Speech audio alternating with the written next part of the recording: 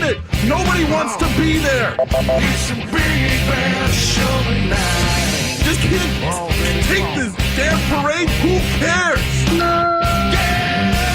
Show. There's a 2-mile wait to get past the damn green line.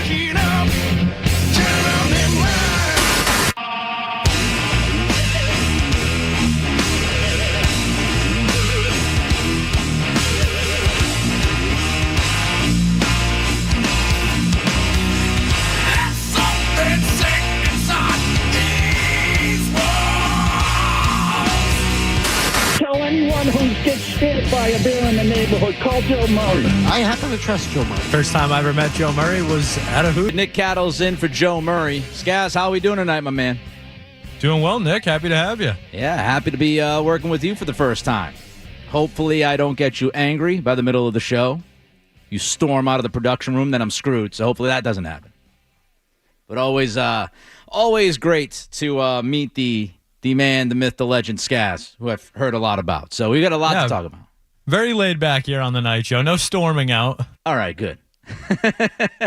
So the last time I worked on a night show full time, it was a little volatile. I don't know if you heard about that. There's a little bit of tension every once in a while. Tension can be good. Yeah. And I think it was. Anyway, with you up until 11 o'clock tonight, we have so much to talk about. But I want to start with the Patriots, want to start football, because Mike Garafolo, he reported today that Brandon Aiyuk has requested a trade from the San Francisco 49ers. Now, Jeremy Fowler of ESPN, he came out and he wrote that Aiyuk wants either one of two things. He wants money or he wants to be traded. And according to Fowler, the 49ers don't want to give either of those options to Aiyuk.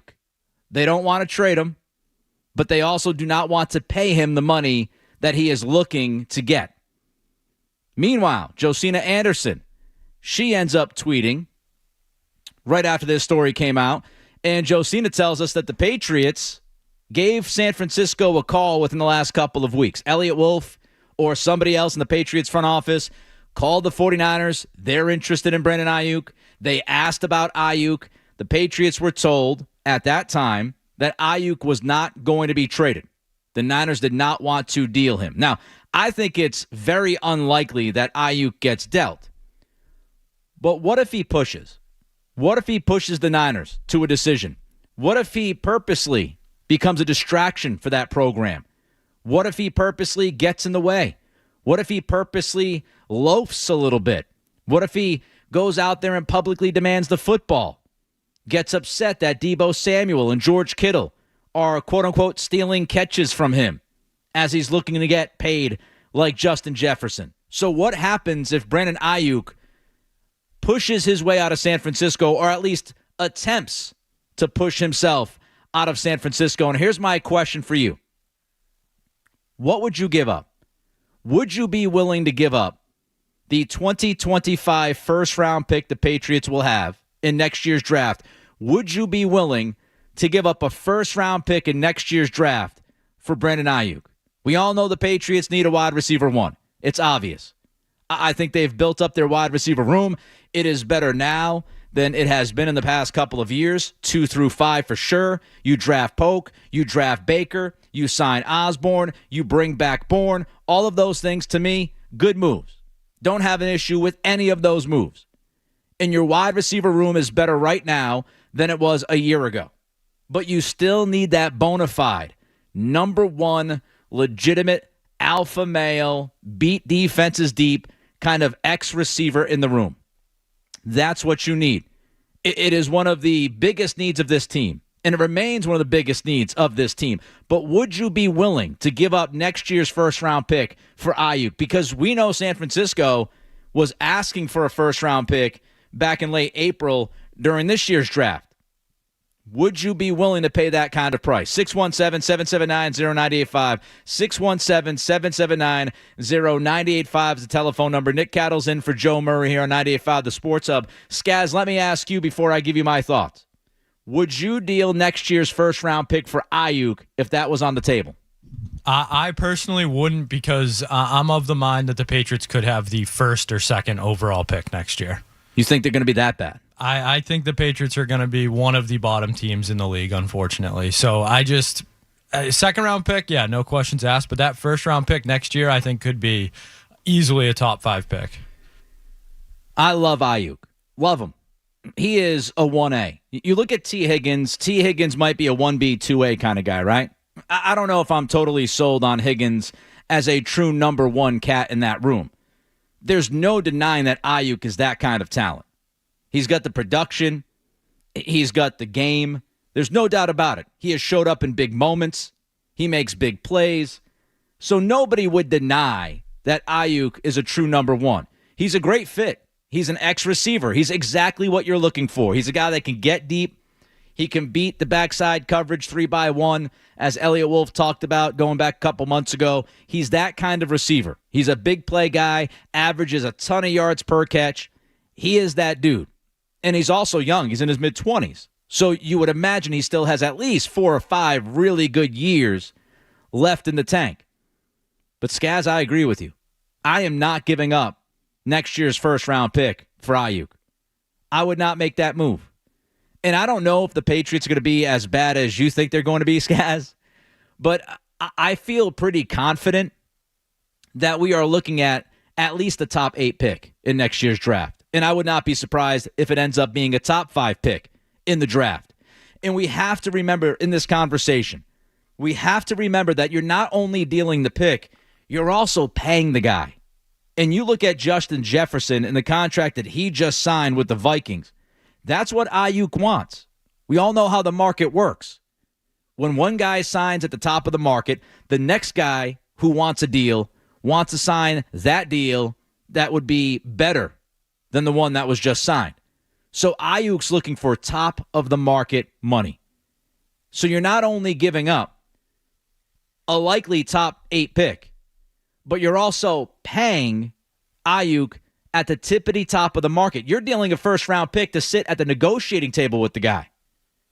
Now, maybe others would argue, and here's the other argument. Here's the other side I think that people might push back. They might say, Nick, if you trade for Aiyuk, you're better. And you might be good enough to compete. You might be good enough to threaten the playoffs. What happens if Drake May develops quicker than we think? What happens if he's ready by the first month of the season, right?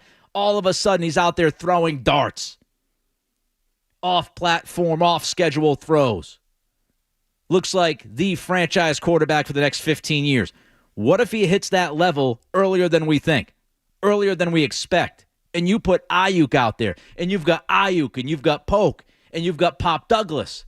Not a bad top 3, is it? And maybe the addition of Aiyuk will get you to a respectable number of wins. And so that pick in next year's draft, that might not be top 8. That might be in the middle of the first round. And that is a reasonable pushback.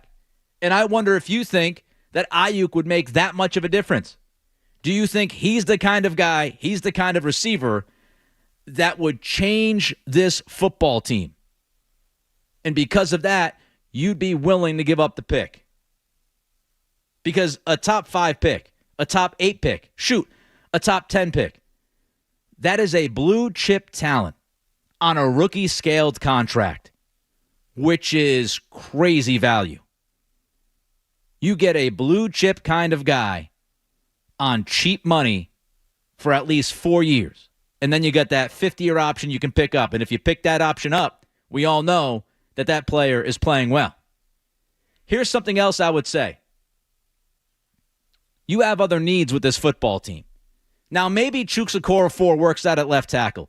Maybe Chuks plays great. And if he does, awesome. I'm doing cartwheels down the hallway here at 98.5 if Chuks is playing his ass off. If he can hold his water on the left side, fantastic. If Caden Wallace ends up transitioning from the right side to the left side and he looks like a different guy and all of a sudden he's a legitimate starting left tackle by the end of this year, awesome, fantastic. Let's throw a Caden Wallace parade if he becomes a solid left tackle. But are you comfortable with that? Are you confident in the idea that one of those two guys is going to work out? I have no clue whatsoever what to expect from either Chooks or Wallace, which means you could be once again looking for a franchise left tackle in next year's draft. Wouldn't having a top 10 pick be a good idea if you are once again looking for a franchise left tackle? So we talk needs. We talk all sorts of other stuff with this football team, and we talk Brandon Aiyuk. Would you be willing? San Francisco, let's say they put Aiyuk on the table, but they say, we want your first-round pick in next year's draft. Are you willing to do that? 617-779-0985. Let's go to Stanley in Taunton. Hey, Stanley. Hey, how are you? Can you hear me good? Yeah, I got you, bud. All right. If you have confidence in the first-round pick that you made this year and you want to make sure you don't mess them up like you did Mac Jones, then you do it. If you don't have that confidence, then you just sleep on the pick. But at the same time, you make a valid point here. If he does come in and we have, 8, 9, 10 wins, 11 wins, that first-round pick is nothing because it's middle of the pack to last, right? So I say do it because Bill Belichick isn't here anymore. I mean, it's kind of all up to Kraft if you're gonna be honest. If we're gonna be honest here. All right, Stanley, thank you. I appreciate the phone call. Well, look, Kraft is okay with getting Aiyuk. The Patriots are not calling the Niners if Kraft is running into the office of Elliott Wolf and telling him, no way in hell am I paying that guy. The phone calls don't happen. So they have the green light. And the Patriots have been talking to San Francisco since the draft. There were reports back during the draft that they were having these conversations. But I don't know. I'm not sold. I'm not sold that Aiyuk himself joins this team and he vaults you to playoff contention. I'm not there right now. The offensive line, I think we still have questions about that. Alex Van Pelt, for all intents and purposes, I know about 09, but he's a first-time offensive coordinator with a full offseason to work with. That job in Buffalo was dumped on his lap. Gerard Mayo, first-time head coach. DeMarcus Covington, first-time NFL defensive coordinator. There's a lot of firsts happening in Foxborough this football season. And I'm not sold on this idea that acquiring Aiyuk makes you go from, as Skaz would say, maybe a 3 or 4 win team to an 8 or 9 win team. Does he make that much of a difference? Tyreek Hill made a big difference for Miami. Is Aiyuk that kind of guy? If he's that kind of guy, if you believe he's that kind of guy, then you should be willing to give up that first-round pick because you think the Patriots would make that jump if you acquired him. 617-779-0985. Brandon Aiyuk has requested a trade from the San Francisco 49ers. Josina Anderson says the Patriots called the Niners within the last couple of weeks asking about Aiyuk. They were told at the time that Aiyuk was not available. But if, and I think it's a big if, but if Aiyuk does end up on the table, if you were the Patriots, would you be willing to give up your first-round pick next year to acquire the wide receiver? A bona fide, legitimate, number one guy. 617-779-0985. We'll continue with your calls and thoughts. Also, just because people keep saying something about the Patriots doesn't make it true. That's next. Don't go anywhere. There's more Joe Murray.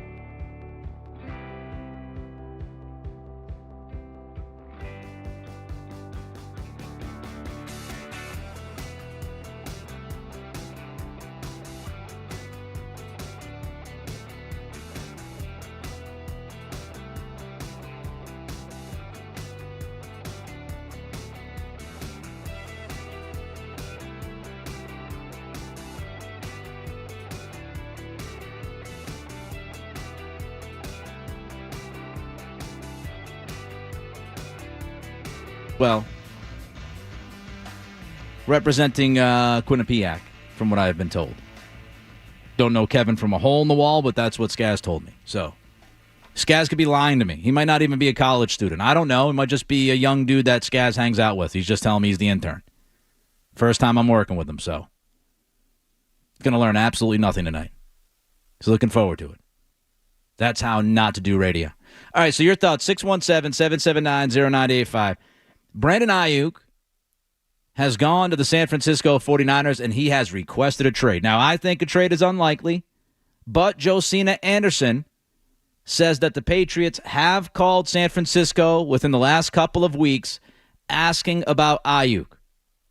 They were told at the time that Aiyuk is not available, but things change. What if Aiyuk was on the table? We know that back at the draft, the rumor was the Niners would have been willing to trade Aiyuk for a first-round pick. So my question to you is whether or not you would be willing to deal next year's first-round pick for Aiyuk. 617-779-0985. I'll get to your reaction in just a minute. One of my favorite pastimes doing radio is to take an opinion that has become almost like an echo chamber and won't die. I love taking those kinds of opinions, those takes, and drop kicking them in the face. And I'm going to drop kick one in the face in a couple minutes. But first, I want to go to somebody with a great name, and that is Nick in the car. What's up, Nick? Hey, how you doing? Doing well, man. If I had access to the Patriots' place, I would go and cut all their phone lines right now. By getting Aiyuk, you are going into strain to mediocrity. We don't know how Drake May is going to be, but what we do know is by all analytics, we are getting probably a top 5 pick next year. That's without doubt. Everyone's agreed on that, just about, in the NFL. And all analytics. What I'm saying is take that 5th-round pick, like say it's the number 5 pick. Some QB-needy team is going to be willing to trade for that. And you're still going to get a great O-lineman, even by moving down to 8 or 10, or even 15, and you're still going to have the number 37 pick in the 2nd round, where we've seen number one wide receivers go. You have Devontae Adams, DK Metcalf, Stephon Diggs. Like, it's not a rarity to get guys in the 2nd round. As long as they hit on that guy, they will do good. All right, Nick, thanks for the phone call. I appreciate it. Nick's not only talking about that first-round pick, he's got the whole thing planned out. So we got like the 37th pick in the 2nd round next year. You can get somebody like DK Metcalf. He's thinking about wheeling and dealing and moving down in the 1st round, gaining some extra picks. But having that pick in next year's draft, and I wouldn't do it, by the way. I would not trade next year's 1st-round pick for Aiyuk. I think it's way too high of a price because where you sit as a football team right now. If you were somebody that was like in the middle of the road, if you were in that middle part of the NFL sandwich, if you weren't towards the bottom of the league coming off of a 4-win season, then I would absolutely at least entertain the idea of a 1st-round pick. But you could end up with a top 5 pick in next year's draft, and to give up a top 5 pick, even a top 10 pick, and pay Aiyuk what it would cost to pay him, it's too way high of a price to me. It's just too much. And I love Aiyuk as a football player. All right, 617-779-0985. Another thought, I know people say, well, what if May doesn't work out? Could the Patriots actually pull an Arizona Cardinals? Remember they drafted Josh Rosen? That thing backfired deliciously within like 3 weeks. That's like one of the all-time worst picks. And that thing backfired quickly. Arizona pivoted. Next year, they were like, we're going to get Kyler Murray. We don't care about Josh Rosen. Deuces. Not worried about him. He stinks. We wish we knew he stunk before we drafted him, but now we know he stinks. So we want to pivot and draft Kyler Murray. What if the Patriots did something crazy like that? I don't think it's going to happen. I'm a big Drake May guy, if you're wondering. But you'd have the option. If Drake May just flames out immediately. I don't know if you're a big fan of Shadur Sanders or not, or Quinn Ewers, or any of those other college quarterbacks being talked about right now. All right, 617-779-0985. Your thoughts, would you deal next year's first-round pick for Brandon Aiyuk if that was on the table? But I want to get to that take I was talking about just a couple minutes ago. I get irritated sometimes, Skaz. I get a little bothered, get a little irritated. I get on edge every once in a while when I hear something that is just constantly said, yet makes no sense, but people continue to say it and believe it. And one of my favorite things this offseason, one of my favorite things that I like to just smash is this idea of the Patriots aren't going to go after somebody like Brandon Aiyuk. That's a dream. They don't pay wide receivers. They would never pay a guy like Brandon Aiyuk. They'd never make a trade like that. The idea that the Patriots, right now, I'm not talking about 2 years ago. I'm not talking about 5 years ago. I'm not talking about 25 years ago. I'm talking about right now, as we stand. To sit here on July 16th, 2024 and tell me that the Patriots would be unwilling to pay for a wide receiver makes 0.0 sense. And I'll tell you why, including the fine people watching us on YouTube out there. How you doing, by the way? I'll tell you why. Because they offered Calvin Ridley $40 million guaranteed just a couple of months ago. Am I taking crazy pills? Did that actually happen? I'm pretty sure I was alive and reading things and listening to people and seeing all the reports that the Patriots put $40 million guaranteed on the table for Calvin Ridley. Yeah, but Nick, they didn't pay him as much as Tennessee paid him. That's not the conversation. The conversation is whether or not the Patriots would be willing to pay for a wide receiver. When you dump $40 million guaranteed on the table for Calvin Ridley, guess what, folks? You are willing to pay for a wide receiver. Riddle me this. Riddle me this. To all of those people that try to push back at me and say, Patriots would never do it. Why are they even calling San Francisco? Why make the phone call? Why make the call? Elliott Wolf or whoever is making phone calls to the Niners and asking about Brandon Aiyuk, I'm pretty sure that they know how much money it's going to cost to keep Aiyuk in New England. They know he's looking for a top-of-the-market deal. They know he wants more than $27 million per. But they're calling. They're not calling to waste everybody's time. They're calling because they know they need a wide receiver one. And they know how much money a wide receiver one is going to cost them in assets and in cash. You don't offer the money to Ridley. You don't make the phone calls about Brandon Aiyuk if you're not willing to pay the price. This is what we all have to do, okay? And I know it's very challenging because the past regime was here for 20-plus years. We have to try to get away from old regime PTSD. You've got to try your hardest to get away from it. This offseason is a lot different than prior off seasons. And if you haven't seen that, I don't know what you've been watching. I don't know what you've been reading. You might be listening 2 to 6 on this very station if you think that business has not changed. Business has changed. The Michael Wenu contract, top of the market. Kyle Duggar contract, I think slightly an overpay, but they paid him big bank. Christian Barmore's contract extension. Do you think all three of those things happened under the prior regime? I personally don't. Business is different. When's the last time we heard the Patriots were even in a conversation with a wide receiver that was the top wide receiver in free agency?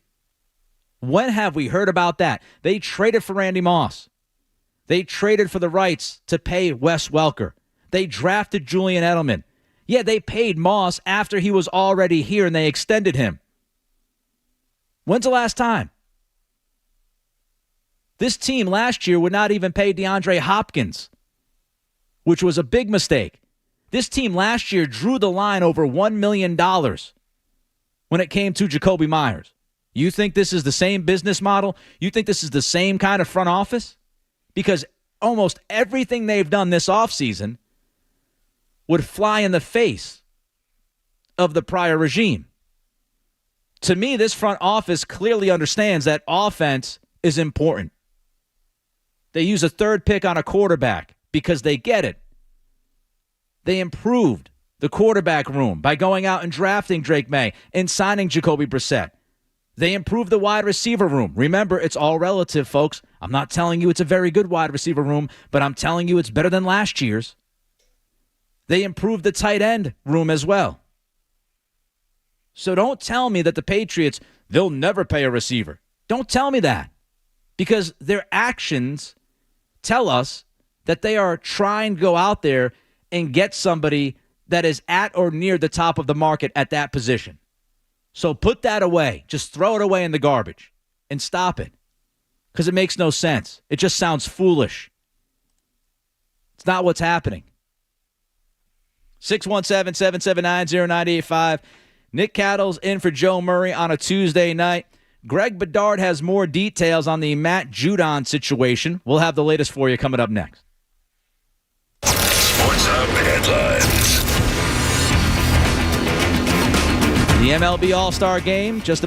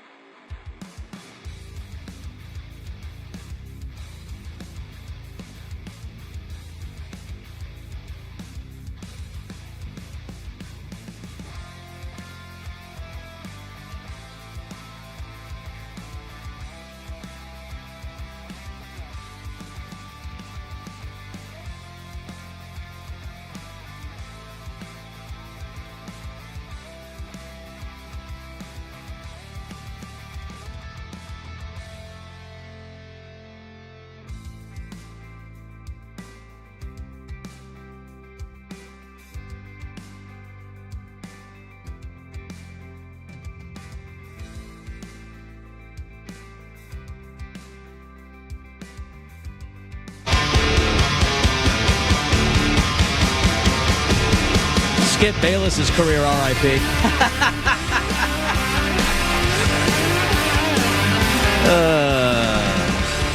Don't feel bad for him, folks. He signed a 4-year, $32 million contract a couple of years ago. He'll be just fine. Hopefully I don't have to see any of his awful, ridiculous, embellished, fake-ass takes on my timeline anymore. He will no longer be on FS1 as of later this summer. So, God rest to the Skip Bayless undisputed era. A lot of things to talk about tonight. We'll get into the Celtics in a little bit. Nick Cattle's in for Joe Murray on a Tuesday. Skaz behind the glass. Along with the intern. Already forgot his name. Kevin? Yes. Kevin the intern. He's still here. He hasn't left yet. I give him till 8:30. So one more Patriots thing I wanted to hit for a few minutes here. The Matthew Judon stuff last week. Oh, boy. It's all over the place, right? Henry McKenna comes out, says Judon and the Patriots, they're not close. My buddy, Greg Bedard, I do the Greg Bedard Patriots podcast with Greg twice a week. You want to check that out? Greg came out on the pod last week and said that there's no way Judon plays under the contract that he currently has with the Patriots. There's just no way he's going to do that. Well, Greg Bedard has even more on the Matthew Judon situation and Devon Godchaux. At Boston Sports Journal, Greg wrote today, according to multiple league sources, the immediate reaction to Christian Barmore's contract was that Judon and Godchaux were not going to play for the Patriots this season under their current deals. They expected their contracts to be addressed in some fashion. That was likely the case before Barmore's extension. It just ramped up the urgency a bit. No one associated, I'll underline that, no one associated with the NFL, team sources, rival teams, agents, no one believes Judon and Godchaux will play the entire season on their current deals. One league source told Greg, quote, "It is not going to happen. Book it," unquote. So Greg doubling down on his reporting that Matthew Judon is not playing this year for the New England Patriots on his current contract. Now, we know that Judon fought back via Twitter because, of course, it's 2024. That's what you do. You fight back on Twitter. Your thumbs get busy. And Judon did not seem happy with Bedard's reporting. Do not make me the villain. Don't let them make me the villain. But Greg's doubling down. He says nobody associated with the NFL, Patriots sources, rival team sources, and agents within the game, none of those people believe Judon and Godchaux will end up playing the entire season on their current deals with the Patriots. Now, with Judon, I think all of us would agree that he's worth more than the roughly $7.5 million he's going to get this year if there's no new deal, right? I mean, on the field, he's tremendously productive. I know he's got a little light in the tank late in seasons. He's coming off the injury, but he's been very, very productive since signing the contract back in 21. He's been very productive for this football team. He's been their most consistent and best defensive player when he's been out there. He has a three-down defensive edge through and through. He can get to the quarterback. He can defend the run. He makes impact plays. He's been very good on the field. And off the field, he's also been very good. You know, off the field, he has not said much to ruffle any kind of feathers with the organization. He hasn't really caused any hard times. By all accounts, he's been a really good leader in the locker room. So he's been great for the room. He's been very good on the field. So there's no doubt he's worth more than what he's going to get currently on his contract. He knows it. I know it. Skaz knows it. The guy looking to clean the studio, waiting right outside the door, looking at me like I'm a monkey at a zoo. He knows it. Everybody knows it. Everybody knows that Judon's worth more than what he's going to get this year. But the term is an issue, I'd imagine. You know, if the Patriots want to sign Judon, and apparently they do, because what has been reported tells us there have been negotiations between each side, which tells us the Patriots, they want to stay in the Matthew Judon business. if it makes sense to stay in the Matthew Judon business. And I have to imagine a big part of that is term. Judon's going to be 32 in about a month. He knows this could be his last shot at a big contract. So I'd imagine he's looking for what? I don't know, at least 3 years, you would imagine, right? Maybe add money to this year, then tack on another 2 years at a good number for him so he can ease on into age 35, coming off of that big deal, maybe get another short-term deal with a contender after that. But the Patriots, I don't know how you can be confident giving Judon, let's say, a 3-year contract. He's going to be 32. He's coming off of a biceps tear, coming off of that surgery. And you're not super confident, at least I'm not super confident, that he's going to be the same guy. I want to see it, right? I would want to see it before I give him a big contract extension. Now, I would be willing to tweak the money. I'd be willing to give him money for 24 and tack on 1 year to the contract for 25 at better money. I'd be willing to do that. But anything beyond that, I think, would be irresponsible by the Patriots, given the age and given the injury. You're in the middle of a rebuild, baby. I'm not handing out 3-year, 4-year contracts. And don't tell me, oh, Nick, Kyle Duggar. Duggar's 28. Don't talk to me about Christian Barmore. He's in his early to mid-20s. Don't even talk to me about Micah Wenu. He's much younger than Judon. And none of those guys are coming off of a serious injury and surgery. It's a completely different negotiation with Judon versus the other players that they have extended on that side of the football. Now, the one big question is if Judon is going to play hardball, which I don't think he's going to because NFL teams have all the leverage with these contracts. But if he's willing to play hardball, is Keion White ready to take over? Because if White is ready to take over, then you're going to play hardball right back. If you truly believe, and we've heard great things about White, I was at the second and final minicamp practice. The dude looked tremendous. It's minicamp. They don't have pads on. We'll see what happens in a week when training camp begins. But he looked great. And the coaches have been pumping his tires. So if Keion White is ready to take over for Judon, you're not as worried about that. And you were a top 10 defense in DVOA last year without Judon playing most of the season, right? Top 10 in DVOA without Judon for most of the season and without Gonzalez for most of the season. Now, as far as Godchow, the Patriots, their run defense was fantastic last year. Literally one of the best run defenses that we have seen in the last couple of decades in the NFL. That's not hyperbolic. That's fact. If you look at numbers, yard per rush, all that stuff, they were fantastic against the run. And the Patriots, they're pretty thin on the interior defensive line. They brought in Watts on a 1-year deal. They said goodbye to Lawrence Guy. You got Aquale, you got Farms, you got Barmore to go along with Watts. Maybe you can try to slide Wise to the interior, but they're not deep on the inside of that defensive line. But I would not be freaking out about Godchow either. Do you think his market is hot? I don't. He's 30 years old, and he's an interior defensive lineman. And he's not a Chris Jones. He's not a Barmore. He's not an Aaron Donald. He's not one of those guys on the interior that's going to get after the quarterback and make life hell. He's great at what he does. So we'll see what happens. But I would not be bending over backwards to give some kind of long-term contract extension to Judon. As much as I love him, and I do.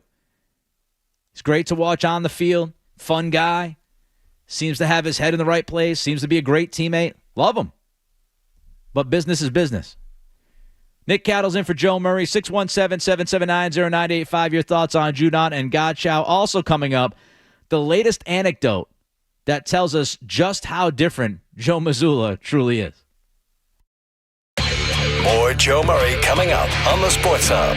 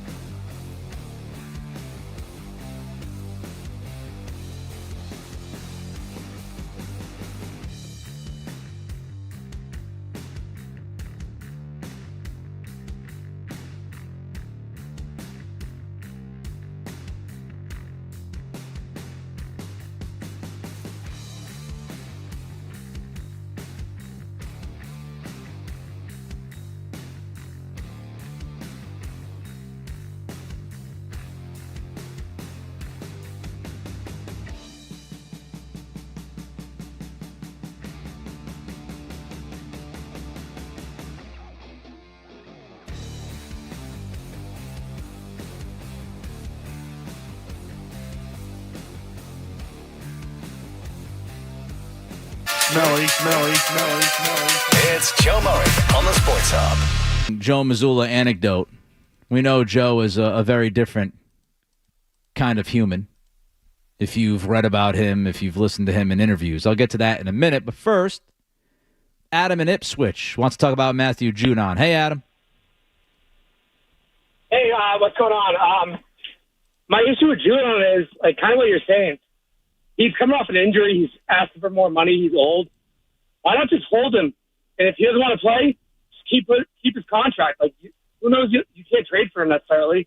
So just keep the contract and let it be. Well, here's the issue, Adam. Thank you for the phone call. If you just hold on to Judon, now I think he's going to play. Inevitably, he's going to have to play. Guys don't hold out. They just don't. Because the team holds all of the control.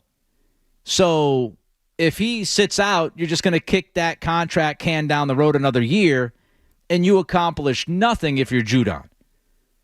So if the Patriots really want to draw the hard line, there's not much that Judon can do about it. But if you let Judon just walk after the year, now you're letting him walk and getting nothing in return. And if you think you can get a comp pick for him, you're not getting a comp pick for him because you're going to have more than $100 million in cap space next offseason. And as soon as you sign a big-name free agent, as soon as you spend tens of millions of dollars in free agency, that compensatory pick formula gets thrown out the window. So you're not getting a third-round comp pick for Judon because you're going to go out and you're going to spend money. So my question would be, if Judon does not make a huge difference for you, if Judon is not the difference between, winning, let's say, 5 games or 9 games or 10 games, if he's not that big of a difference maker on the record, then does it make sense to just let him walk? Instead of trying to trade him right now if you can't come to an agreement on some kind of an extension and get something in return for him. Now, you're not going to get, I don't think, a first-round pick or second-round pick, but you might be able to get a conditional third-round pick for Judon. I mean, he is a guy who's had, 32 sacks as a Patriot? 32 sacks in 38 games. I mean, that's high-level productivity on the edge. And defensive edge is one of the most valuable, one of the most critical positions in the NFL. And so if you're a contending team and you think you're going to be drafting at the end of the rounds, you might be willing to give up a late third-round pick for somebody like Judon if you think he could be a difference maker for you. He's just not going to be that guy this year for the Patriots because the Patriots team, at least from what we think, is not going to be good enough to compete as a playoff team, get to that kind of level.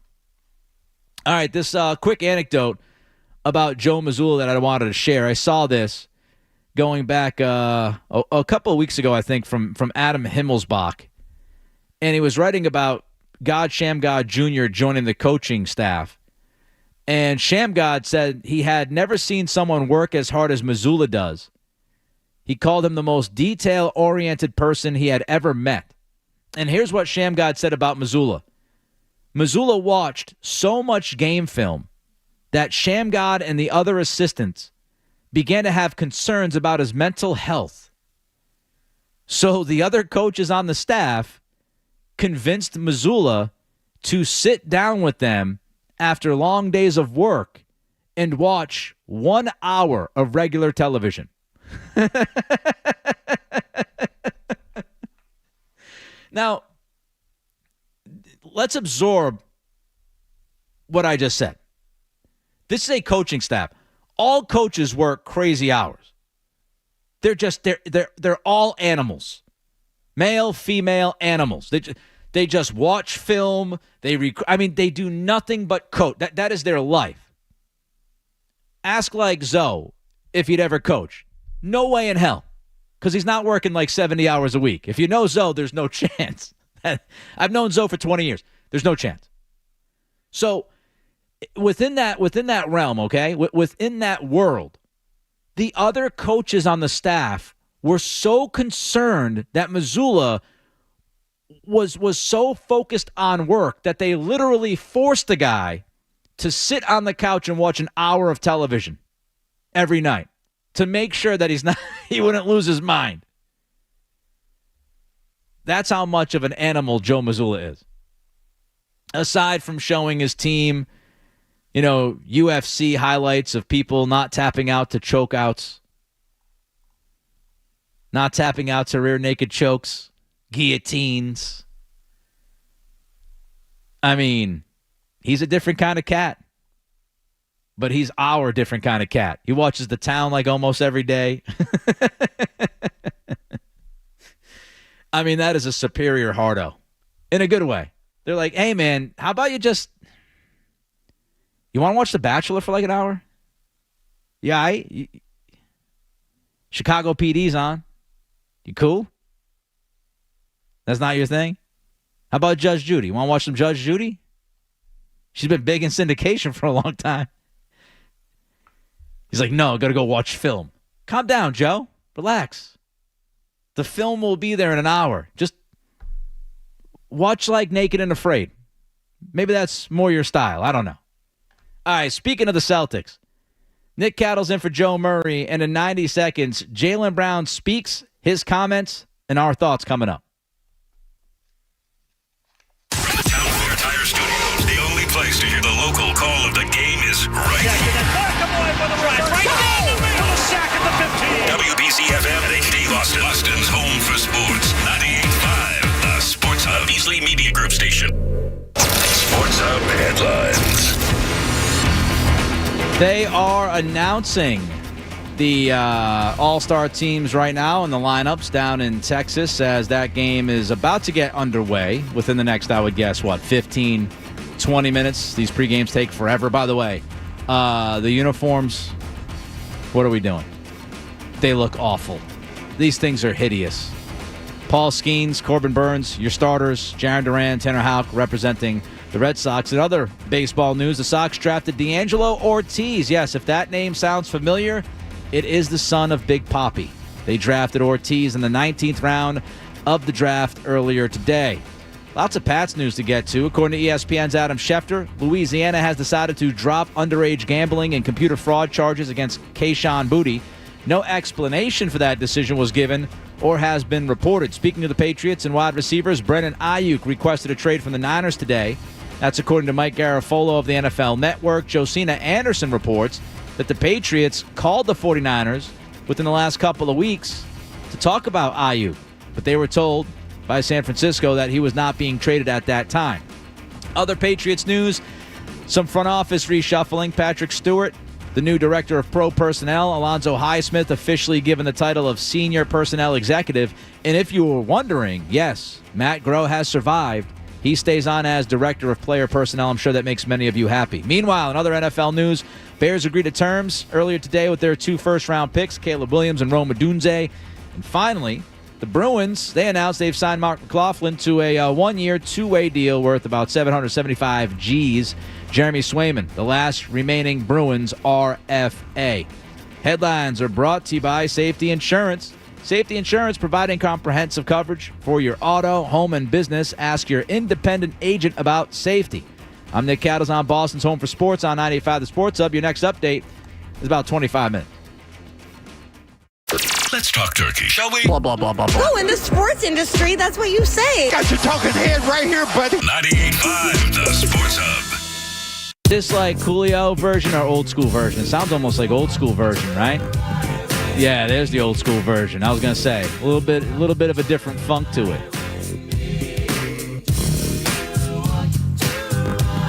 Music is so great. How do you not feel that? You feel that, Skaz, when you hear it? Oh, yeah. I mean, maybe the 10,000th time you play the rejoiner, maybe not as much, but yeah, you still bob your head a little bit. That's true. I used to be a producer. Playing that music bed rotation. Oh, here we go again. And nobody wants to spend the time to change it. So it's just like it stays in there for like 3 years. This one is dated 2020. Nice. 4 years. coming up on the 50-year anniversary. Is this Cody Johnson singing the national anthem? Is he going to do a better job than last night? I hope so. What's her name? Ingrid? Was it Ingrid Andress? Something along those lines? Said she was drunk. I think we could have guessed that from watching that rendition. So she's going to go to rehab, so we certainly wish her well. But not singing tonight, thankfully. Let's move out of the Celtics here for a little while. You know, some takes last week. Jaylen Brown's public stance could cause issues with team chemistry. I popped on Saturday. I worked last Saturday after Gasper and Murray. I was all fired up because I was driving in to do the show. And they were, Jason Tatum didn't say enough. Didn't defend Jaylen Brown enough. I walked into the studio and lost my mind. Not on them, but I'm like, what are we doing? Like a month ago, they just won the title. A month ago. Over-under on when people were going to start trying to pit Jaylen Brown against Jason Tatum or Tatum against Brown. Over-under after winning a championship. If you had a month, you pretty much hit it on the nose. So congratulations to those people. And everybody's kind of losing their minds. And now Gasper and Murray, I will say, they were more responsible than some of the other stuff that you heard or saw last week. And they just wanted Tatum to stand up for Jaylen Brown a little bit more than he did. I was fine with JT's answer. JT is JT. He was asked, does it stink that Jaylen Brown is not here? He said, yeah, it does. To me, he answered the question. He confirmed it stunk to not have his teammate on the team. But he didn't say it the right way. He didn't have the right tone. It's like when we go back to the Eastern Conference Finals MVP, and people were like, yeah, but was Jason Tatum really happy when Jaylen Brown? I know he was smiling and clapping, but was that a fake smile? Do you think he was really happy? Some of this stuff's just outrageous. So there was some of that last week. Jaylen last night went to the Celtics game. Now I'm going to guess, I have not been told this, I'm going to guess that this was a concerted effort by the organization of Jaylen Brown to answer some of the questions that have been thrown out there in the media to try to get ahead of this, because if Jaylen doesn't go out last night and answer questions, this thing could drag on until training camp, and you don't want to start training camp in a couple of months with everybody asking, hey, are you guys getting along? We don't need to go through that again, do we? So here was Jaylen last night with the media in Vegas. I wasn't surprised, but my reaction was fun. I was happy for D-Wade. It's dope to have so much of like our guys on there, so I was happy for those guys, but I wasn't surprised. Shout out to the DJ. Boom, boom, boom, boom, boom, boom. Welcome to Vegas. Get your glow sticks. So Jaylen said, I'm not surprised. I'm not surprised that I was overlooked. And, I'm proud of D. White. Happy for D. White. Now, I will say this about Jaylen's tweets last week. He could have shared the happy part, right? He could have at least shared that part of his feelings. Say, I was happy. Then why didn't you tweet that? If he tweeted that, I don't think there's as much attention on what Jaylen did last week. If he tweeted like, hey, I'm super happy for D. White. It's awesome that he's made the Olympic team. It's great that I have 3 teammates going for a gold medal. By the way, screw you, Nike. I don't think anybody would have been like, oh, my God, right? But all he did was I'll fight you and all of your sources or whatever the hell. He came out guns blazing at Nike and didn't say, hey, I'm happy for my teammate. So here was Jaylen again last night about conversations he's had with White since White made the team. Absolutely. I called Derek right away. I know, just to make sure there's no confusion, like my love for you and all of that. You know what I mean? So, like, he knew that and he did. And but, you don't always got to make anything public, but me and D-White are good. I was never worried about this. I did not worry about Jaylen Brown, Derek White having problems. I did not worry about that for one single second of my life. I had no worry whatsoever. I'll tell you that. Zero worry. YouTube world, I was not worried whatsoever. You want to know why? Does Derek White strike you as a guy who would have a problem with this? Derek White is the most chill, most laid back, most low maintenance kind of NBA player that you will ever meet. And if you know anything about his background, he worked his ass off to get to the NBA. He worked his ass off to be a first-round pick. And I do not see Derek White as the kind of professional athlete that would get all sorts of worked up and angry at his teammate because his teammate didn't tweet him a congratulations. I had no worry. And by the way, can we also just mention this? I had no worry about Derek White being angry because he has nothing to be angry about. Think about this dude's life the last month. Think about it. What has he done? He won an NBA championship. That's not bad. He got a big fat contract extension. That's not bad. He got a phone call inviting him to Team USA to win a gold medal. That's not bad. This dude's living his best life right now. Do you think he's on Twitter worried about Jaylen Brown tweeting at Nike? Do you think he cares?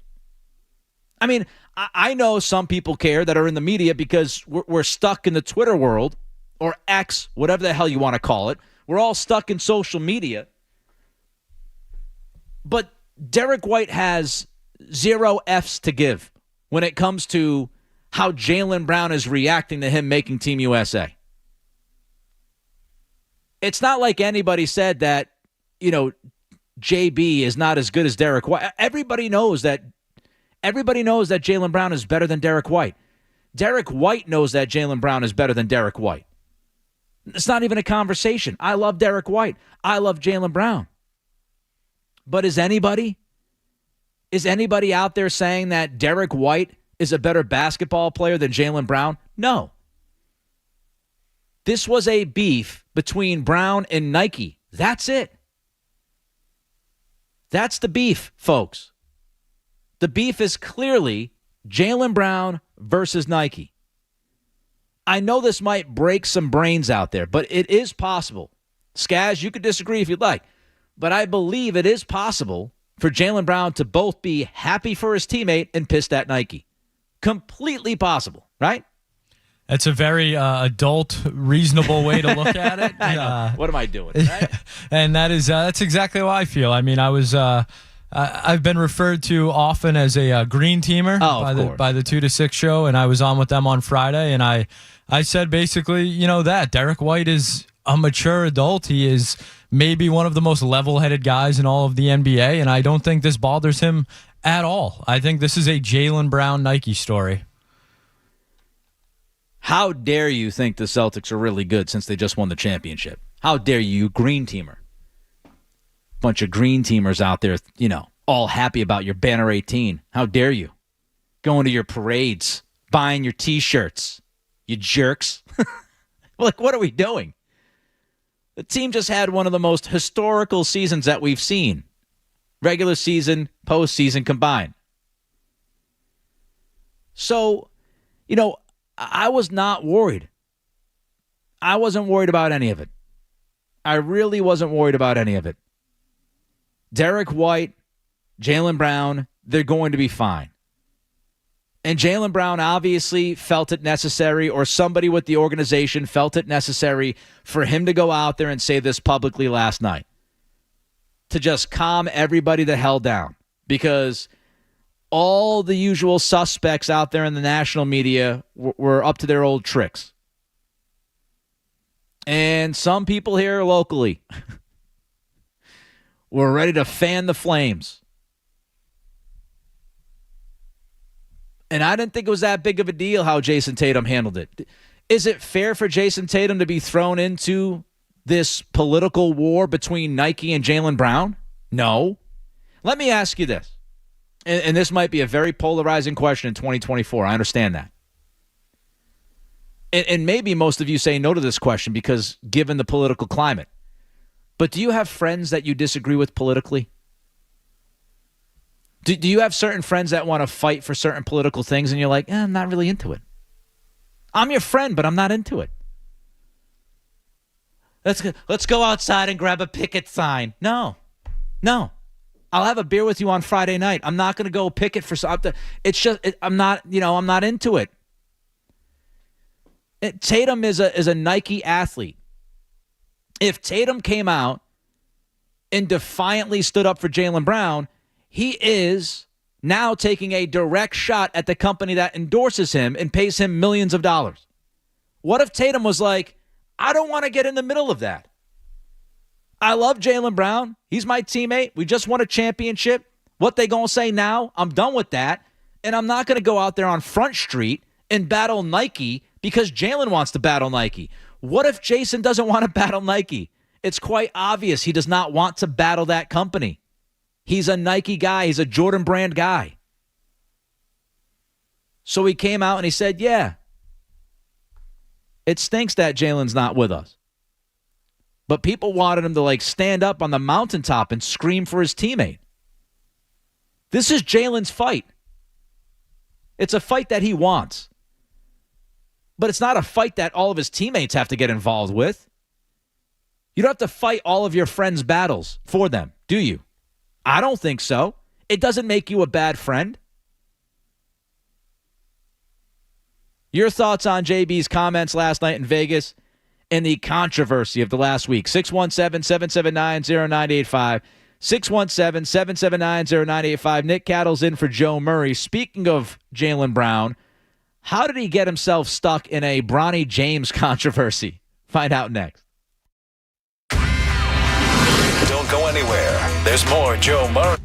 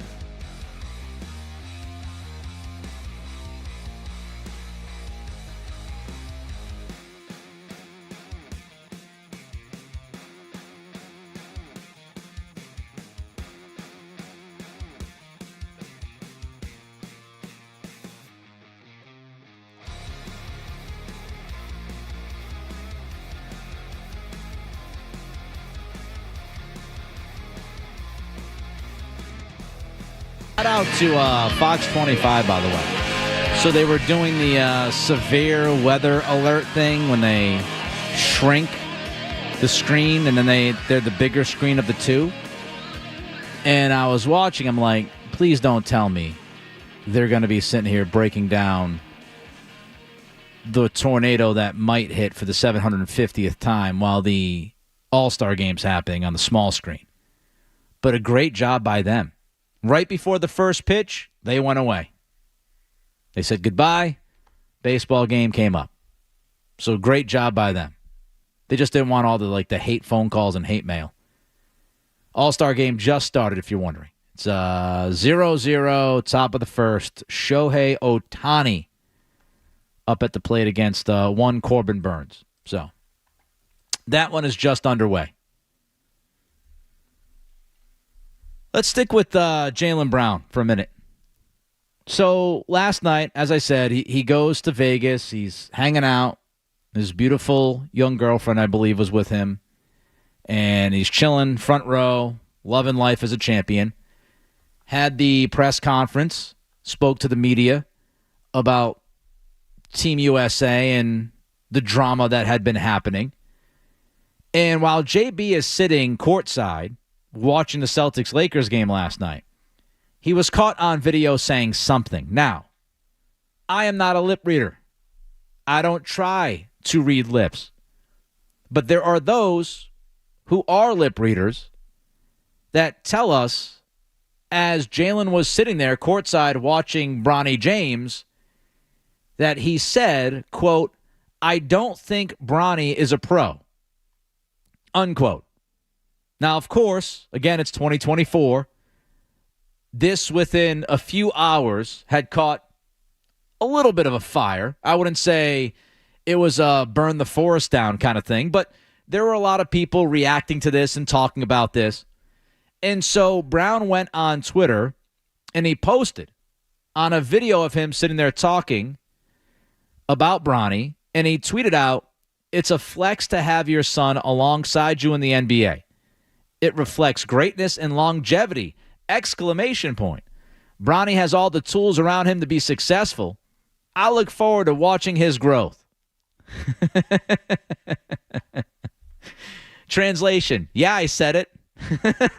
So I'm going to move the goalposts. I'm going to talk about LeBron's flex. This is like the biggest, most obvious non-denial denial in the history of the world by Jaylen Brown. Not once did he say he thinks Bronny's an NBA player in that tweet. Not once. And here is the thing about Jaylen, okay? I love him. I get that he wants to fight. He wants to push back on certain things. But JB is starting to fall into a trap. He's responding way too much. He's just responding about everything, right? Stephen A. Smith goes out there and says something about him. State your sources. Wears the T-shirt at the parade. Then what happens with Team USA happens. He explodes about Nike, and now Stephen A. Smith gets to do his victory lap. I told you so. Then Jaylen's out there tweeting last week about Nike and Team USA, so he has to address it last night with the media to make sure that everybody knows that there aren't issues between he and Derek White, so it's not a distraction, so people aren't talking about it. And now you've got him talking on the sidelines, right? With a couple of people that he's hanging out with. And he's having this conversation. It is a personal conversation while he's at the game. Why does he feel like he needs to address this? Jaylen, you didn't have to address it. You did not have to say anything about it. Just let it be, man. And here's my thing. And again, I love Jaylen.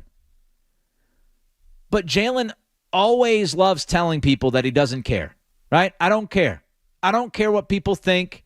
I don't care what people say. I'm going to do me. I'm going to continue to be Jaylen Brown. You either care or you don't care. If you don't care about what people say, then stop caring about what people say. You should not be worried about people reading your lips about your take when it comes to Bronny James. And by the way, Jaylen Brown's right. He didn't say anything wrong. Does anybody right now, in this moment in time, do any of you believe that Bronny is an NBA player right now? If so, see your way out, please. I don't think you should be involved in this conversation. Everybody will tell you. Everybody will tell you, whether it's scouts, coaches, if you shot them with truth serum. I don't care about J.J. Redick going out there and saying that he thinks Bronny James can be Lou Dort, which is just a ridiculous statement. Lou Dort is built like a linebacker. Bronny James is 6'1". Lou Dort is a great defensive player. Bronny's good. Lou Dort can shoot. Bronny can't. Now, he might develop into a shooter sometime, someday down the road, but Bronny couldn't shoot in high school. He couldn't shoot in college, and I don't know if he's made a single three at Summer League yet. Bronny James is nowhere near ready for the NBA.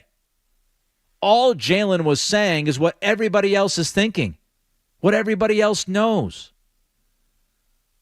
You don't have to go on Twitter and respond to it. Why are you addressing lip reading of a personal conversation? Why? And the more you respond, Skaz knows this. The more you respond, you know what happens? Talk show hosts see it. Talk show hosts hear it. Producers see it. Producers hear it. And we're going to talk about it tonight. Because the more you put it in the ether, the more it's in the ether. Like, just don't. You had a conversation. It was between you and the people that were sitting with you. You don't have to respond to it. Let it be. So you don't think Bronny's an NBA player.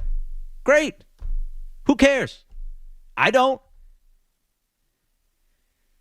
I just think Jaylen, especially Skaz, I don't know if you agree with this or not. I just feel like he needs to be more aware of his surroundings at times. And he also has to understand, like, I'm an NBA champion. I'm one of the 20 best players in the world.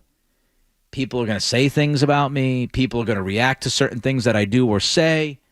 And he just has to learn that he doesn't have to respond to every single one of those things.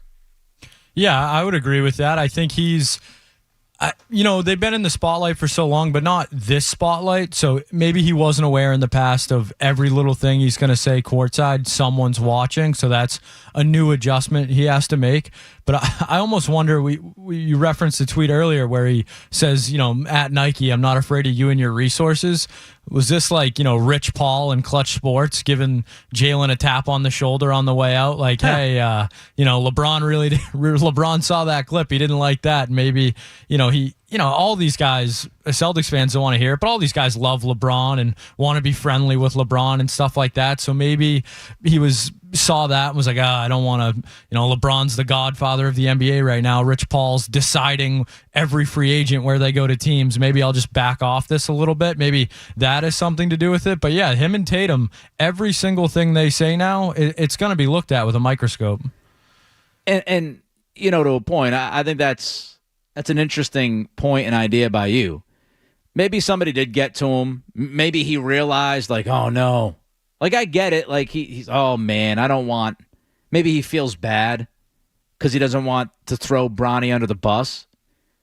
But you don't have to go out there and publicly say anything about it. Like, I'm sure you can contact Bronny and talk to him about it. I'm sure you can talk to LeBron.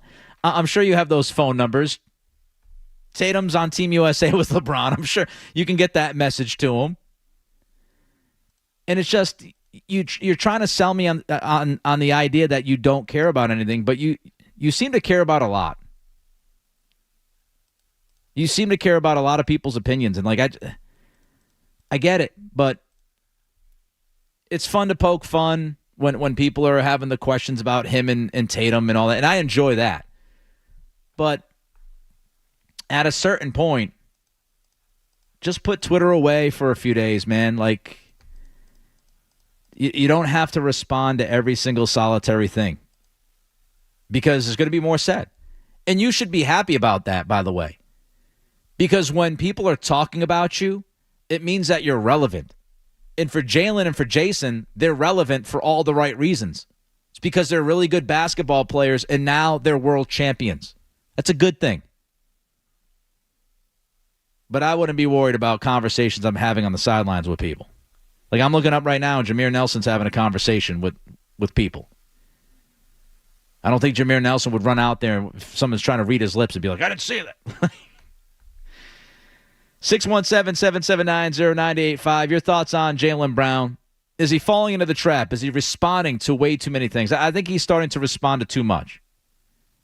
Maybe take a couple weeks, sit back, enjoy the fruits of your labor before you have to get things going again. And we start talking about basketball. 617-779-0985. Nick Cattle's in for Joe Murray here on 98.5 The Sports Hub. Your thoughts on JB. Also coming up, the best, worst, and most likely scenario for a top Patriot. Sports Hub headlines. Baseball All-Star game is underway. It is scoreless in the bottom of the first with one out, so not much going on early. In other baseball news, the Red Sox drafted Big Papi's son, D'Angelo Ortiz, in the 19th round of the draft earlier today. Plenty of Patriots news to get to, according to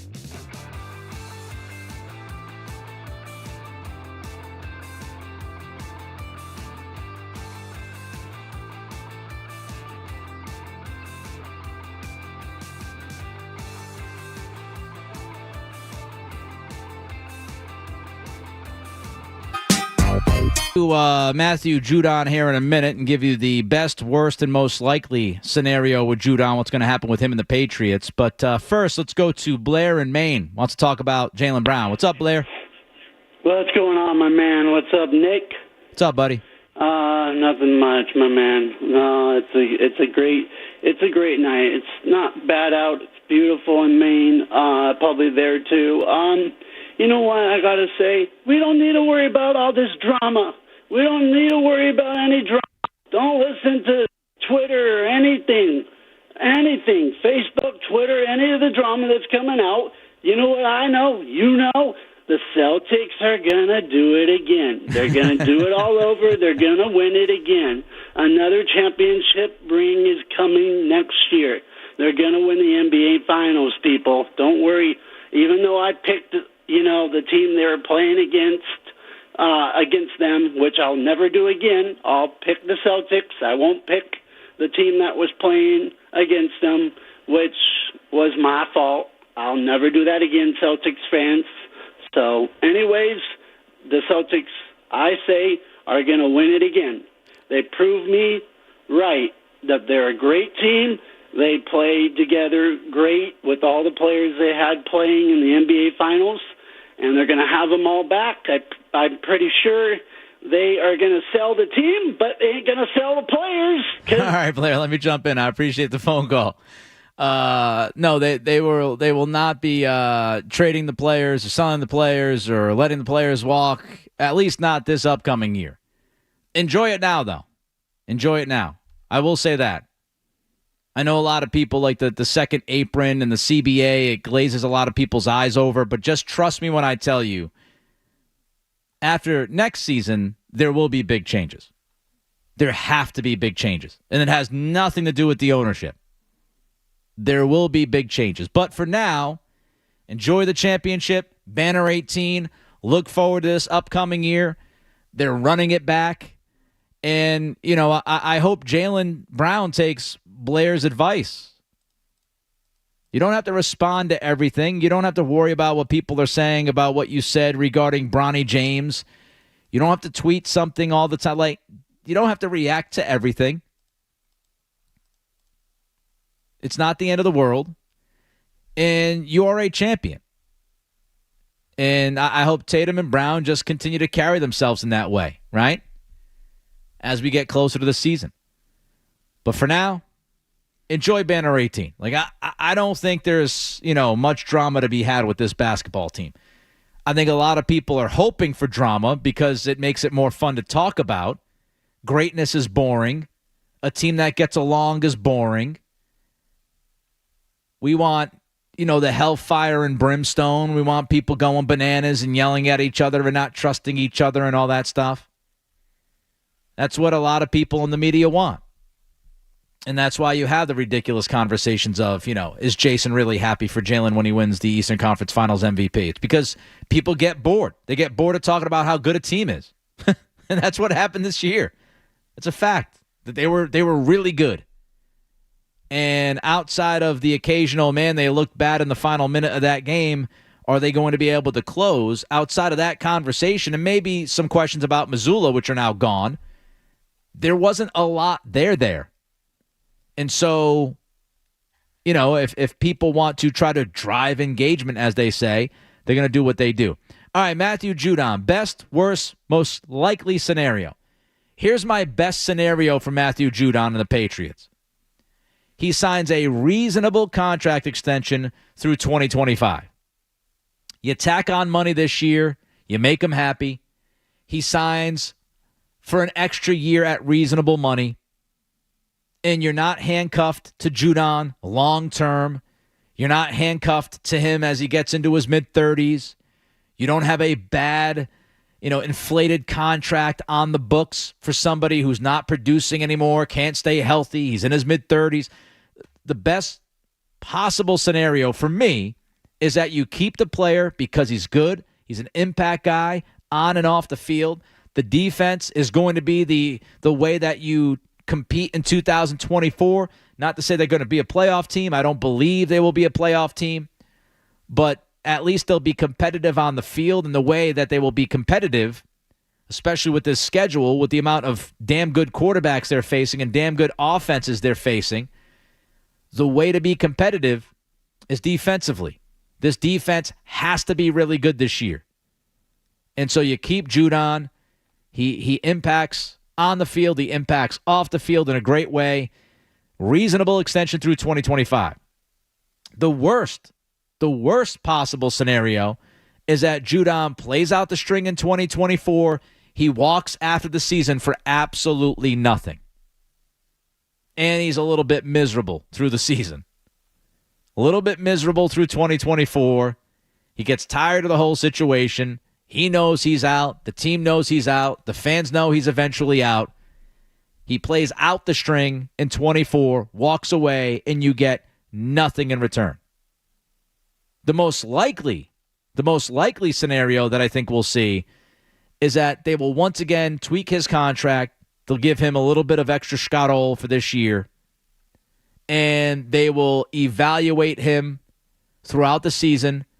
If he looks healthy, if he looks like the same old Judon, they could always go back to the table before the season is over. But I think the most likely thing that happens with Matthew Judon is that he gets a little bit of extra money this year, whether it's incentivized or not, bonuses, whatever they do. He gets a little bit of extra sugar for this year, and then you see how he plays. And you could always go back to the table if you'd like. 617-779-0985 is the telephone number. Nick Cattle's in for Joe Murray. For the first time ever, I'm going to play In or Out next. What's it going to be, McFly? Are you in or out? More Joe Murray coming up on the Sports Hub.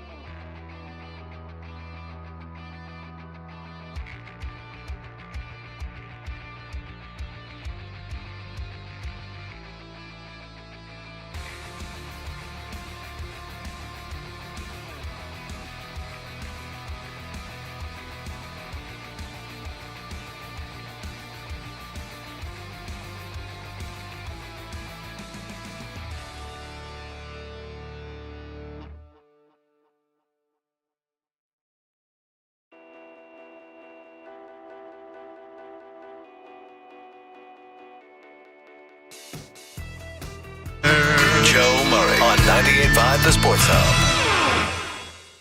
Are you in or out? Gotta know without a doubt. I'm the one you need for a dirty deed. I'm the best. Success is guaranteed. Are you in or out on Belichick being a hypocrite for pursuing a media career? I made a similar point a few months ago on Twitter, and it gets hypocritical if Belichick is taking a check from ESPN.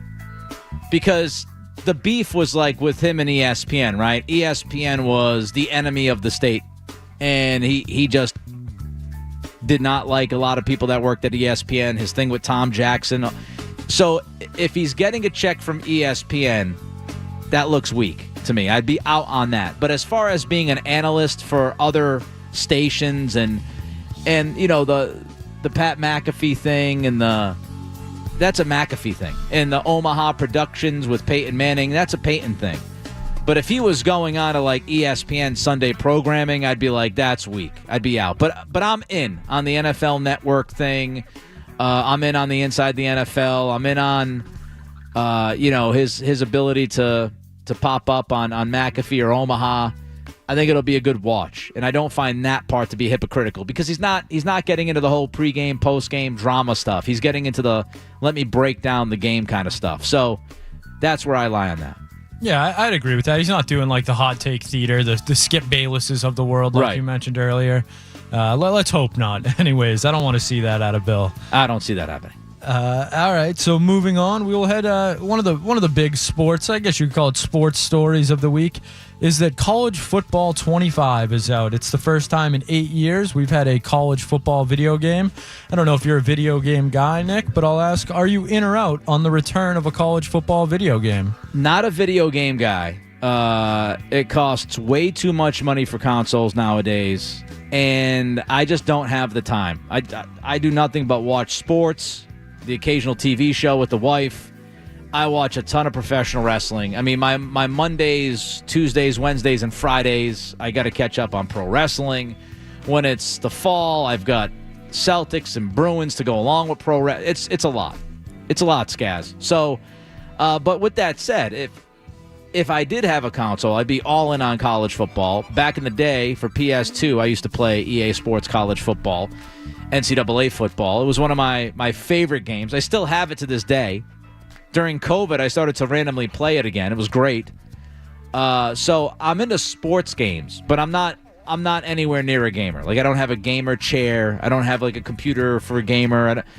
And I think the last console I bought was PS2. So yeah, so to play this game, you'd be spending $500, on a new console or something. Yeah, out on that. I'm not spending $500 on a video game console. I appreciate people that do. They like it. That be you, do you. But no. All right. Well, since you mentioned you are a wrestling guy, heard a little bit discussion before the show. The big wrestling news right now is that John Cena announced that he will be retiring next year.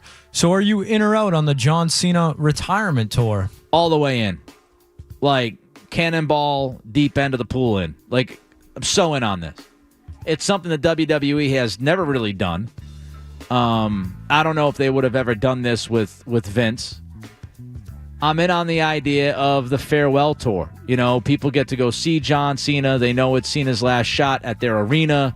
I think you'll have a ton of great stories coming out of it. I think it'll be done the right way. Like, Cena is a very unselfish guy. I think he won't have any issue putting certain younger wrestlers over. Hunter, Paul Levesque, who is now running creative. He's a very, patient but well planned out storyteller with the creative team now. So I think they will tell some really good stories with John as his career ends. And I think he'll end it in the right way. And it'll be awesome for all, the 30 or 40 dates that he has. You get to go see him. It's his final WrestleMania and all that stuff. AEW did a similar thing with Sting. Obviously, Cena's younger than Sting, and he could work, singles matches. So I'm all in on that. Love the idea. Will you make it a point to try and see Cena over this next year? Yeah, I will go see Cena, yes. I'm sure I will see him. And I'm sure his event in Boston will be massive. Yes. Should be his last one. Yeah, that would be, you talk about storytelling right there. Last one. Last one should be in Boston. But, yeah, love the idea. All right, that is That is going to do it for tonight's version of In or Out. I would say relatively painless. Well done. I try. We'll do it again Thursday. I mean, it's really all you. You just throw questions at me and I say in or out. I mean, it's not. Not brain surgery, you know? It's not, let's send this audio out for a Marconi kind of thing. But yeah, very excited about the Cena stuff. All right. And the last year, Skaz, so from WrestleMania in LA to WrestleMania in Philly, I got to go to WrestleMania in LA. I went to SummerSlam in Detroit, and I went to Royal Rumble in Tampa. Oh, so you're diehard. Yeah, that's impressive. If you're traveling that much, yeah. I got to respect that. Well, I lived in California when they were out in LA. Well, that makes it, but you were, that's still like, what, a 9-hour drive? 6 or 7. And then on the way back from Cali, moving back home, we drove across the country, and as luck would have it, right through Detroit, SummerSlam time. Perfect timing. My wife's aunt lives down in Tampa. Took a little vacation down in Tampa. Didn't have to pay for a hotel. Bing, bang, boom. Doesn't get any better than that. It's great. All right, I'll shut up now. Nick Cattle's in for Joe Murray. If Brandon Aiyuk is not available, what about dealing for Debo? My answer in about 90 seconds. From the Towns Fair Tire Studios, Celtics, the Patriots, the Bruins, and the Revolution play here. WBC-FM and HD Boston 98.5, the Sports Hub, the Beasley Media Group station. Sports Hub headlines. When you bet your ass I'm going to Mania next year in Vegas. Wife and I already planned it out. I'll be in Vegas. Tanner Houck wishes he was in Vegas right now. Bottom of the third inning, National League leads 3-0. Houck gave up a 3-run bomb to Shohei Ohtani in the top of the third, so no bueno. Other baseball news, Sox drafted David Ortiz, Big Papi, his son, D'Angelo Ortiz, in the 19th round today, so that's cool. Plenty of Patriots news. According to ESPN's Adam Schefter, Kayshon Boutte, all charges against him dropped in Louisiana. No explanation for the decision was given or reported. Speaking of the Patriots and wide receivers, Brandon Aiyuk requested a trade from San Francisco.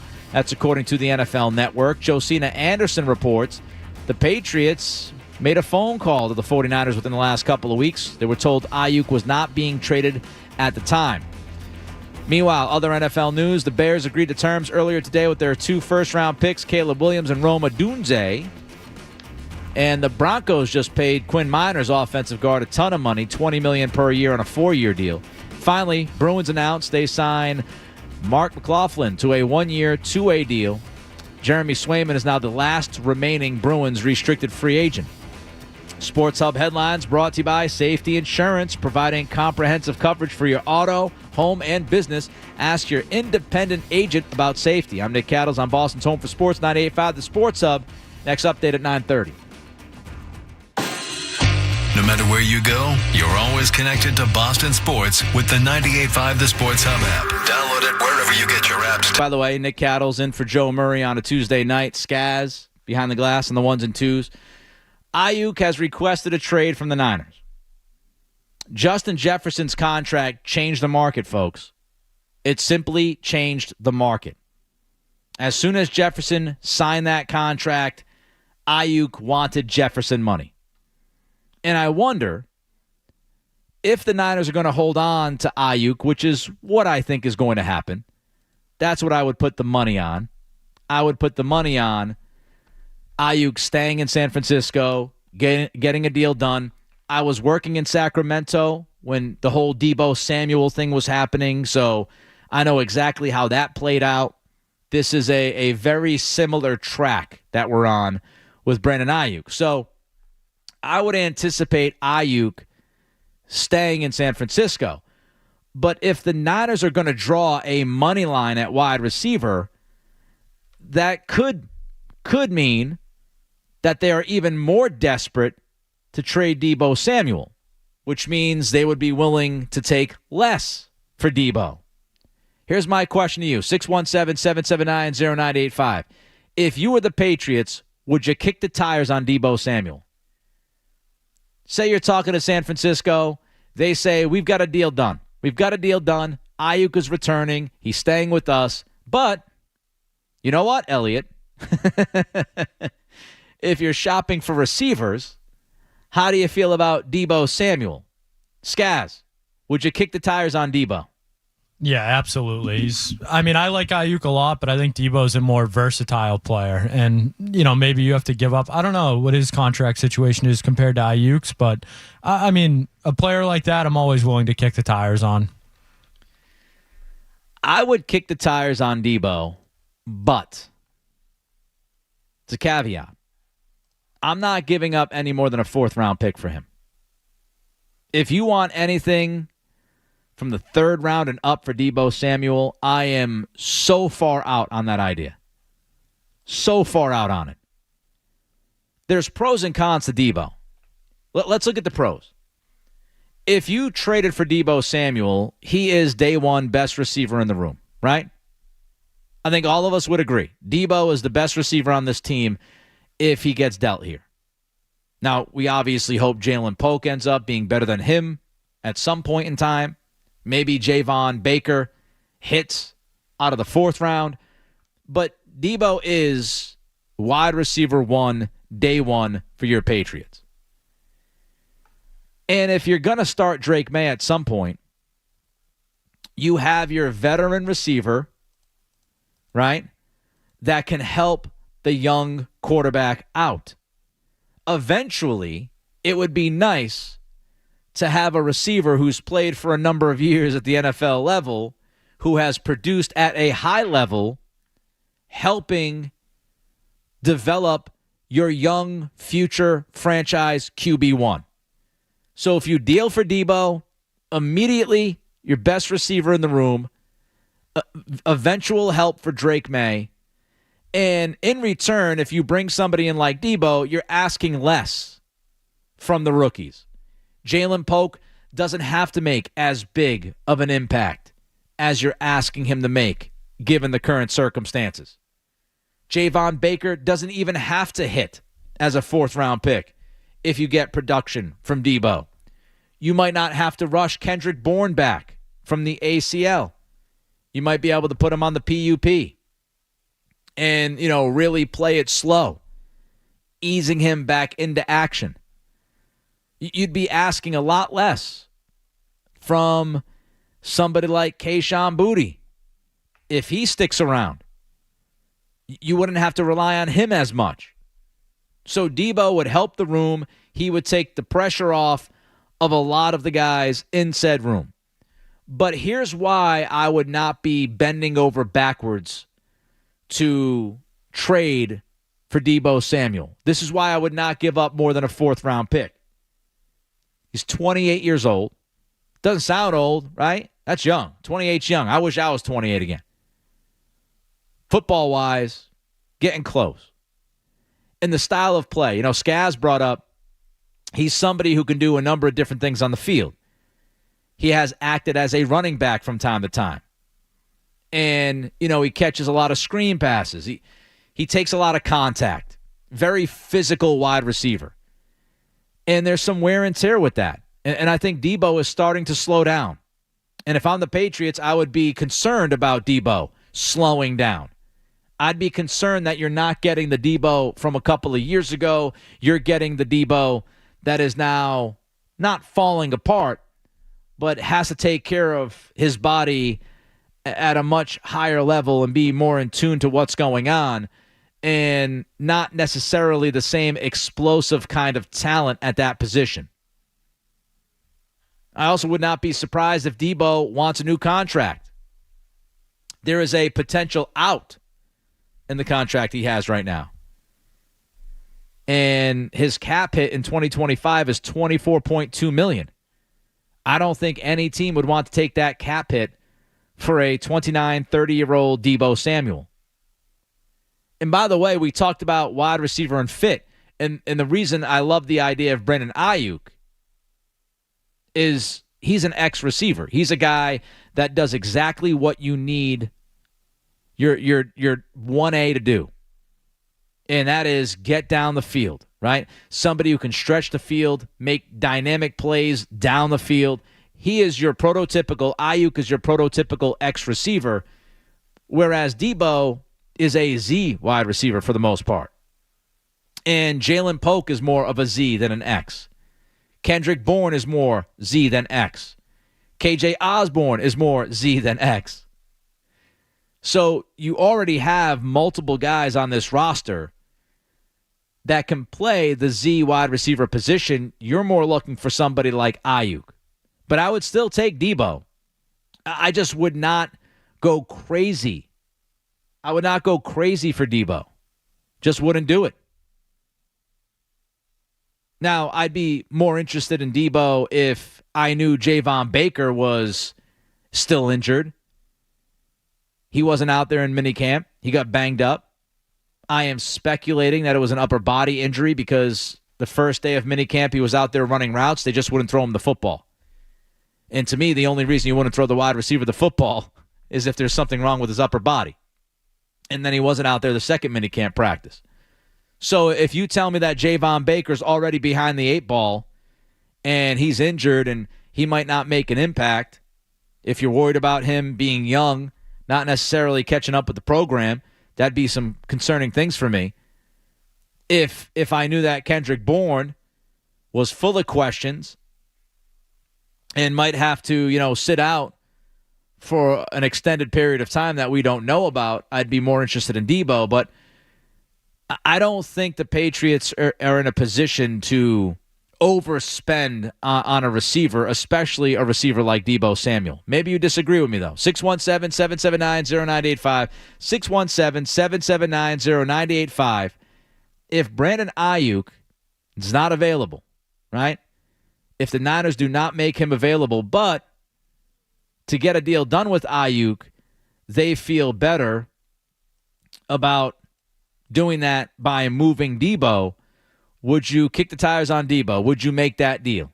I'd be open to it, but I'm not giving up anything starting in the 3rd round and above. 617-779-0985. 617-779-0985 is your telephone number. Nick Cattle's in for Joe Murray on a Tuesday. Speaking of wide receivers, we've got the latest on Kayshon Boutte and how it could impact his Patriots' future coming up. Don't go anywhere. There's more Joe Murray. More Joe.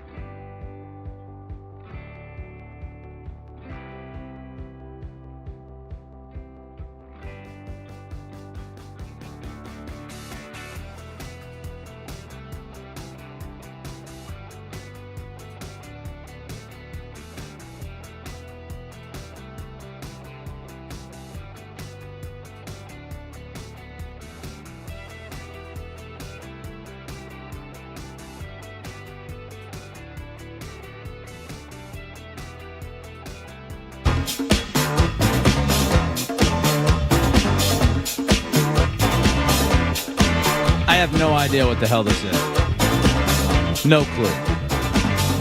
I don't even know why I just looked at the intern like he would know. For a split second, I looked over. I'm thinking, what the hell am I doing? Didn't know this. No shot. He's looking at me like, Nick, I'm a little young. Little young for this one, bro. Sorry. It wasn't the Drake and Kendrick Lamar beef, Kevin. I apologize. Be all over that one, I'm sure. Lyrics and everything. Yeah, I don't know what that was. There was a lot going on there. A lot going on with that music bed. Now I'm distracted. I own a house down in Virginia Beach, and I just got an email from the property manager saying that the freezer's not working. It's like, the fridge is not old. The house was built in like 2017.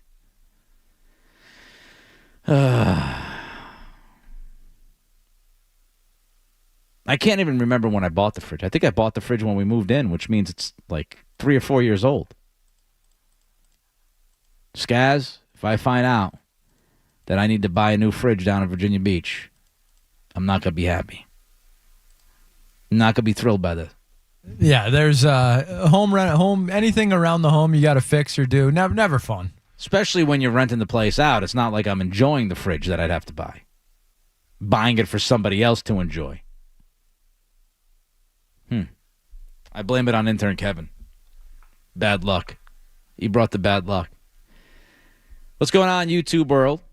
Thank you for joining us again on this Tuesday night, 98.5 The Sports Hub. We've talked a lot about the Patriots, Brandon Aiyuk. We talked some Celtics as well. But I want to stick with the Patriots here for a couple of minutes because we have yet to talk about Kayshon Boutte. And I was surprised by this. When I saw the news, ESPN Adam Schefter this morning reporting that Louisiana has decided to drop the underage gambling and computer fraud charges that were levied onto Kayshon Boutte going back in January.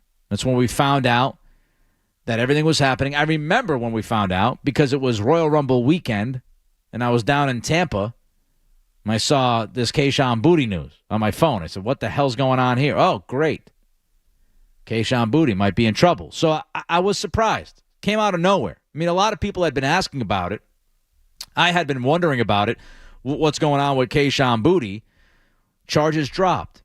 Now, there has been no explanation as to why these charges were dropped, which I find interesting. Nobody has reported anything. It's just, they were dropped. No big deal. Underage gambling, computer fraud for thousands of dollars, whatever. It's just, there's like nothing more to the story.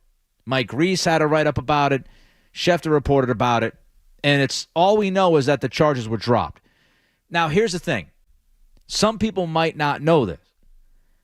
This does not mean that Boutte will not be punished by the NFL. The NFL can still punish Kayshon Boutte, even though the charges were dropped. They can still punish him. There's a few things that we don't know that we would need to know to say that he would not get punished by the NFL or that he would get punished. The first thing is you have to be in the NFL. Now, according to some documents, according to the investigation, Boutte was betting. Boutte was betting through like the first week of May 2023. He obviously was drafted the final weekend in April. So he was an NFL employee when he was placing bets. So that part is not good for him. If he was putting bets in only when he was at LSU, it wouldn't be that big of a deal. They would say, it is what it is.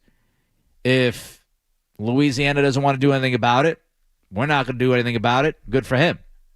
But he was placing bets in the first week or so of his NFL career. He was drafted. He was an NFL player. So that could be an issue for him. The second thing is, you obviously can't make bets on the NFL. We have not heard anything about Boutte betting on the NFL. We know that he bet on college football games. We know that he bet on a number of LSU games, but we do not know if he bet on NFL games. There has been no reporting. Now, you might imagine that reporting would have happened if he did bet on NFL games, but we don't know. That has not come out, so we can't sit here and unequivocally state that he bet or he didn't bet on NFL games. So that's a detail that we would have to figure out. Here's another thing. You can bet. When you're in the NFL, you can bet on other sports. You can't bet on football. You can't bet on the NFL, but you can bet on other sports. Like Drake May can go out there and bet on the Red Sox right now if he wanted to. He can bet on any other sport. However, if Drake May was to place a bet on the Red Sox while he was at Gillette Stadium or while he was in the facility, that's no bueno. He could get punished, and he would likely get punished by the NFL if that were the case. So even if Boutte did not bet on the NFL, in that first week of May, after being drafted by the Patriots, if he wasn't thinking clearly and placed a bet while he was at Foxborough, right, while he was at Gillette Stadium, while he was in the locker room, say he's sitting there in the locker room. He's a rookie. He doesn't know all the rules, just got drafted. He's hanging out at Gillette Stadium, pulls out his phone, goes on the site, and ends up betting on baseball. The NFL could punish him for that. So we don't know if he placed any of the bets during that week or so, that week or two after he was drafted. We don't know if he placed any bets at the facility, because then it doesn't matter what sport he's betting on. He is betting at an NFL facility, which is ridiculous, because I don't know why the NFL cares whether you're putting a bet on baseball while you're sitting there at the locker room, or you're putting it in your kitchen, or you're sitting on your couch watching TV and you decide to place a.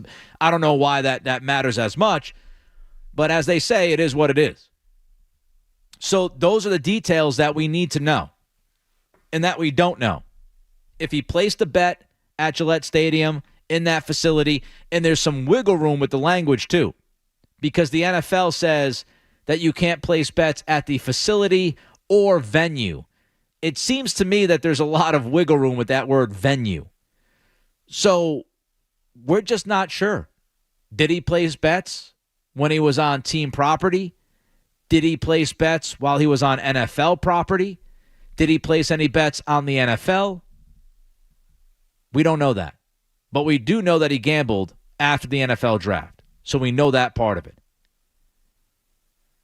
Now, I think Boutte, especially with this news, and if he's not punished in any way by the NFL, he's got a legitimate shot at this roster.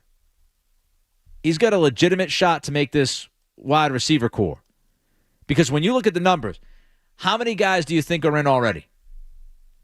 Pop is obviously in, right? There's no doubt Pop is in. There's no doubt Jalen Polk is in. I don't think there's much of a doubt that Javon Baker is in, unless he does something, gets in trouble in some way or whatever, gets kicked off. They're not going to draft a guy in the 4th round and release him in the same offseason unless it's an epic disaster on or off the field. So you got Pop, you got Polk, and you got Baker. Kendrick Bourne, to me, is guaranteed, right? I'd be shocked if Bourne doesn't make the team, but Bourne might start the season on the PUP. So if Bourne starts the season on the PUP, that opens up another wide receiver spot for the Patriots. Now, KJ Osborne did not have a good minicamp, but I think he's very likely to make the team because they just paid him $5 million. I don't think they're going to pay KJ Osborne $5 million and then quickly release him. I don't see that happening. So, you got Pop, you got Polk, you got Baker, you got Bourne, you got Osborne. My count, I'm not a mathematician, that's 5. 1, 2, 3, 4, 5. That's 5 guys. Okay? If Bourne goes on the PUP, you're now down to 4. Now it begs the question, how many receivers will Gerard Mayo and Alex Van Pelt decide that need to make the team? Are you going to go out there week 1 with 5 receivers on the roster? Or are you going to have 6 receivers on the roster? Huge difference. Because if you're only keeping 5, now you're looking at Juju, Boutte, Rager, Tyquan Thornton. And if you're taking 5, only one of those guys make the team.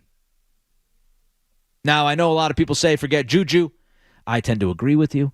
But the money he's got on the books, he says he's feeling better, or at least was feeling better at minicamp. I'll tell you, I was there the second day of minicamp. He did not look better to me. To my naked eye, he looked like the same Juju. He wasn't moving around great. He wasn't exploding.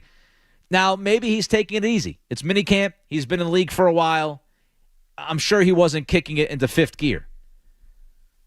But so that's the question about the Patriots and the roster management, right? Do they keep 5 or 6 receivers? Because if you're only keeping 5 and Kendrick Bourne starts on the PUP and Osborne makes the team, you got to choose between Juju, Boutte, Rager, and Thornton. I don't think Tyquan Thornton's making this team unless he has an unbelievable training camp and looks like a football god at joint practices. I don't think Tyquan's making the team. So I really think if you're taking 5 wide receivers, the battle is really between right now Juju, Boutte, and Rager. And you have Jalen Rager, who people might overlook, but don't forget Jalen Rager gives you some value when it comes to special teams. He can return kicks. So Boutte has a shot here, and he had a good minicamp. The minicamp practice I was at, dude had a good practice. He had at least 2, if not 3 touchdowns. And he looked good. But he also looked good in stretches last year, too. But this obviously helps his chances.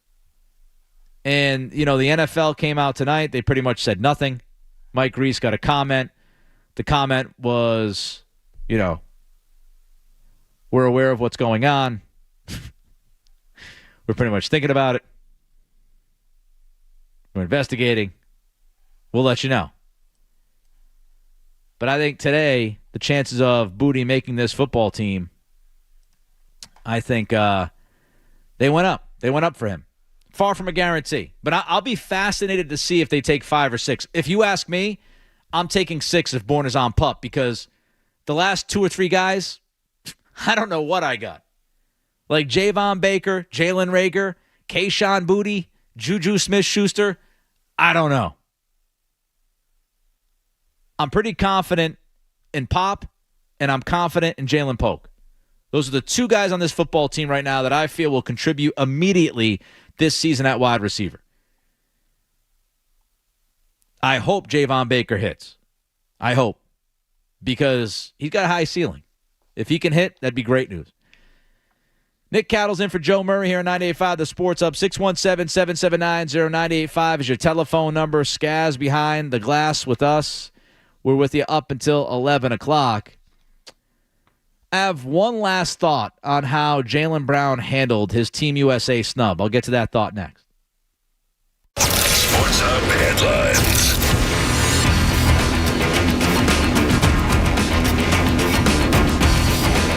The Major League Baseball All-Star Game is underway.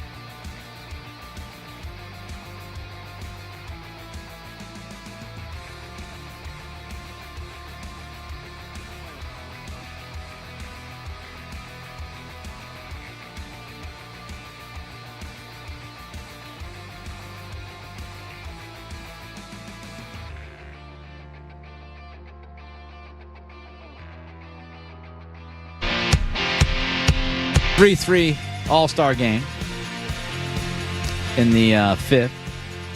Keeping an eye on that. Really just one inning of offense and then not much else going on. A lot of people are peeing themselves in spasmodic glee over Mason Miller throwing 103 miles an hour, so that happened. And that's pretty much your update. Tanner Houck gave up a 3-run bomb to Shohei Ohtani, so not good for the Red Sox. Maybe we'll see Jaren Duran do something. But there's your quick update. So Jaylen Brown was in Vegas last night. He met with the media. He talked about calling Derek White, all that good stuff. He says he and D. White are fine. I was never worried about that. But here was more from JB with the media. I wasn't surprised, but my reaction was fun. I was happy for D. White. It's dope to have so much of like our guys on there, so I was happy for those guys. But I wasn't surprised.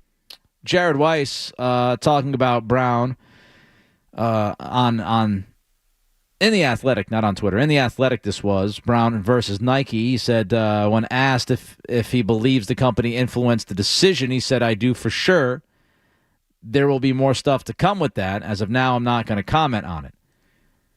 So that's what Brown had to say. Logo is off of his sneakers if he's wearing Nike sneakers. So he's got beef. He's got beef. He's got an issue. I have no issue with Jaylen Brown having a problem with Nike. Choose your battles. If you believe in that battle, then stand by that battle. If that's something that Jaylen feels strongly about, which he obviously does, good for him. I have no issue if Jaylen Brown is upset that he gets snubbed by Team USA because he is 100% one of the best 12 American players right now playing the game of basketball. He should have absolutely been on that team, okay? So I'm not mad about him being upset. I have no issue with it. I don't even have an issue with Jaylen Brown taking it personal that he did not make Team USA. I absolutely love with every fiber of my being that Jaylen Brown takes things personal and it acts as a chip on his shoulder, and he tends to continue to play better and improve every year, partially because of the chips on the shoulder.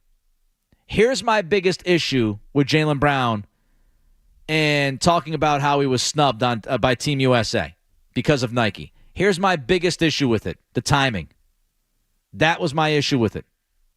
He took the shine off of Derek White. By tweeting what he did, the spotlight, the story, the narrative became Jaylen Brown versus Nike. And that was unfair to Derek White. And I don't think that Brown did it with any kind of crazy malicious intent. But Brown putting his beef with Nike on Front Street again as soon as Derek White was named to the team took that moment from Derek. That day should have been about Derek White. That moment should have been about his teammate. And he took that shine from his teammate because he took it so personal from Nike. And I don't like that. That's the biggest issue I had with what Jaylen Brown did. He put Jason Tatum in an awkward position. By the way, Jaren Duran just hit a 2-run bomb. Is that what I saw? Duran with a 2-run bomb for the American League. Look at that. I just said that, huh? That's great for Jaren Duran.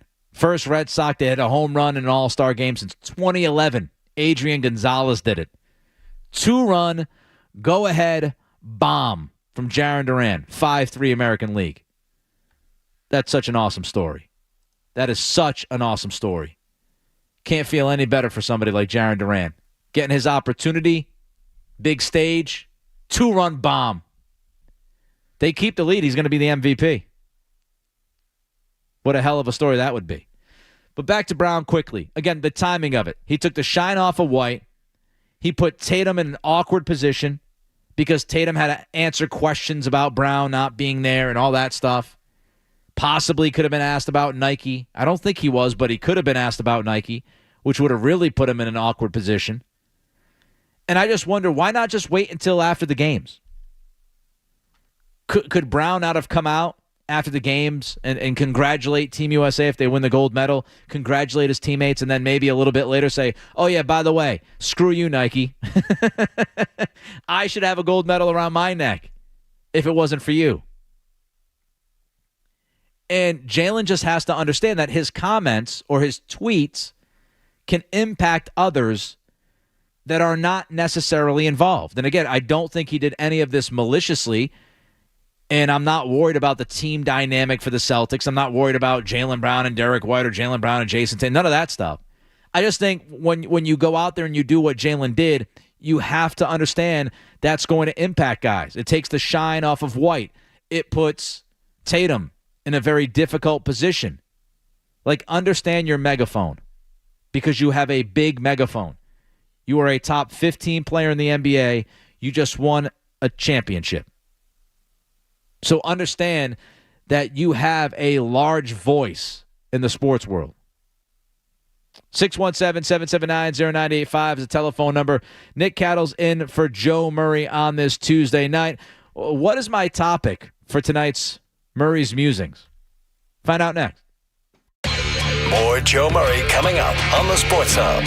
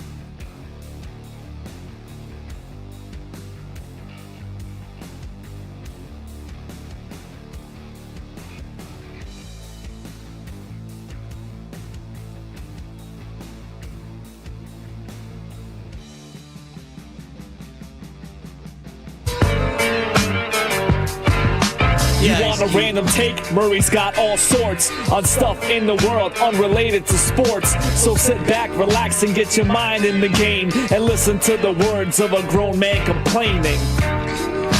So, this is my first dive into a Murray's Musings. I did not know I could have done my own little segment here. Apparently, Matt McCarthy does something, McCarthyisms or whatever the hell. What was the other one? Yeah, McCarthy does McCarthyisms. Sean Silver took us into the foxhole last night. He does the foxhole. So, yes, so maybe Thursday night, you want to come with your own thing? Absolutely welcome here.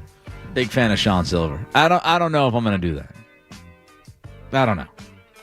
Inevitably, somebody will want me to make some kind of like cow joke with my last name and, the cow puns and all that. So here's what bothers me. And I'll just say this. It crescendoed on Friday night. Because I went to Dave Matthews at the Xfinity Center. And I hadn't been there in forever. And so this issue really hit the crescendo on Friday night, okay? But my problem tonight, my issue, and this has been a building issue, is that I am just having sensory overload in public bathrooms. And also, we also could talk about the Purell machines here at 98.5 and how they dump a gallon of Purell on your hand, an unnecessary amount. But the sensory overload is happening. Because you first want to talk about dispensing soap. And I just will say this. Much like the Purell here at 98.5, we are talking about inconsistent amounts of soap. Some of these censored soap dispensers, they'll kick out very little. Like in our bathrooms here. I have to wave my hand like 3 times to get enough soap just to start to lather the hands. So you've got the inconsistent soap dispensers. Then you got the faucet dance. We've all done the faucet dance, right? We've all done the faucet. You know what I'm talking about. You got a bunch of people waiting to use the faucet. Everybody's standing around. You're waving your arms like an idiot under the faucet. You're trying to get it to actually throw water on your hands. It's a disaster. You look like a clown. You are a clown in that moment. There's no reason to be a clown. Then you have the sensors now with the paper towels. So you've got the sensors with the soap, the sensors with the water, sensors with the paper towels. And just like Purell, just like the soap, inconsistent amounts. You have a tiny piece of a paper towel that comes out of some of these things where you wave your hand underneath it. So now you got to wave 5 or 6 times to get enough paper towels in your hands to wipe your hands dry. It is just unnecessary pain in the ass. It takes too long. It's not efficient. When you're at a concert, you got all these people waiting to wash their hands, or at least look like they're washing their hands, because that's another thing that bothers me. Fellas, wash your hands. What are we doing? We're not cavemen. You're grabbing your junk. You're doing whatever you got to do, okay? Wash your hands. Be an adult. Washing your hands is not putting your hand under the sensor, get a little spray of water and going, okay, I'm done, and walking. That's awful. It's gross. You're disgusting. And if you do that, I don't even care about calling you disgusting, because that is what you are. Wash your hands. Put some soap on them. Lather it all up. Or your significant other. You don't tell them that you don't wash your hands. Anyway, back to the sensor overload.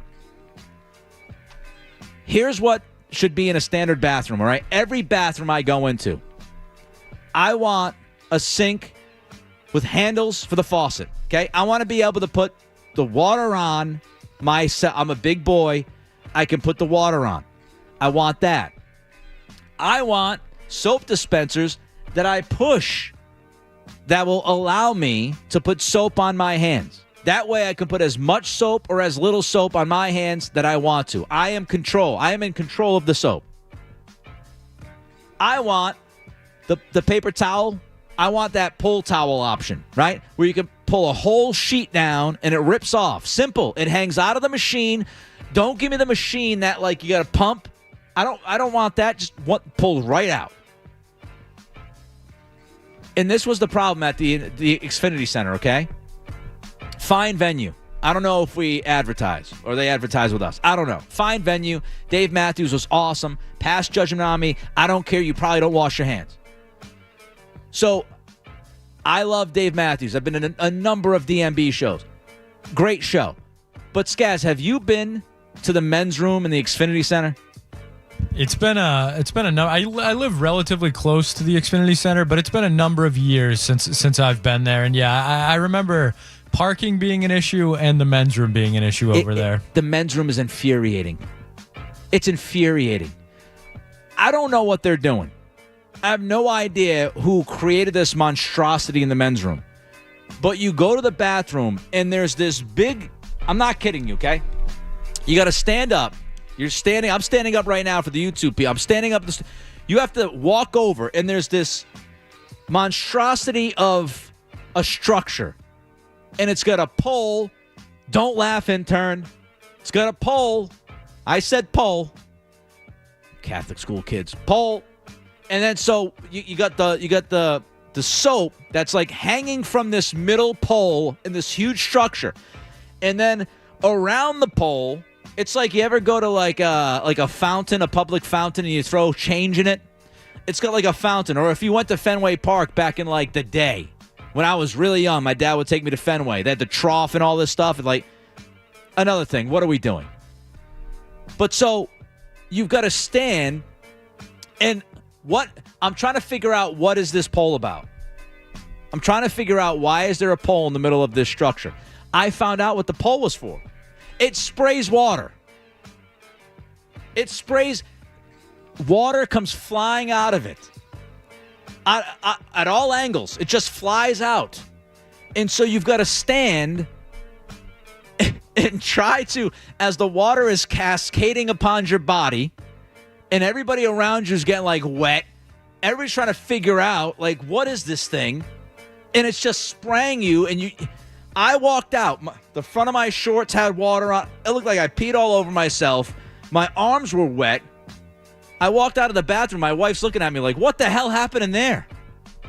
I got into a fist fight with a toilet. I don't even know what was going on. Infuriating. Now that you say this, I remember exactly what you're talking about, that structure, whatever you want to call it, in the middle of the bathroom, and it is an absolute disaster every single time. Ridiculous. You're standing there next to the guy, like shoulder to shoulder with people, and you're like, give me some water, and it's spraying all over you. I had enough of it. I just had enough. It's the worst thing I've seen in a bathroom. Like, well, not the worst thing I've seen in a bathroom, but you know what's built for the bathroom, what is supposed to be a part of the functioning bathroom. And I'm like, who came up with this? Who came up with this idea? Somebody had to sit down and go, that's a great idea. And by the way, somebody had to come up with the idea. That person thought it was a great idea, but then other people had to think it was a great idea. If I was running the Xfinity Center or somewhere and they were like, hey, this is how we want people to wash their hands, I'd say, that's the dumbest thing I've ever seen. How about we don't do that? How about we just go with sinks with faucets? Why do we try to reinvent the wheel? There's no reason. Anyway, I don't know how many of you have gone to the to explain this structure. Is that what we're doing? Charlie, why do they have that?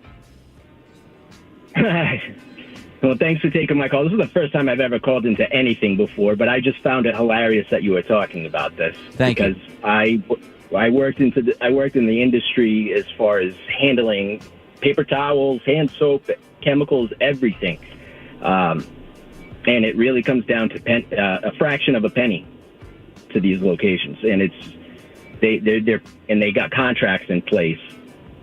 I mean, I handled some of Fenway Park, Gillette Stadium.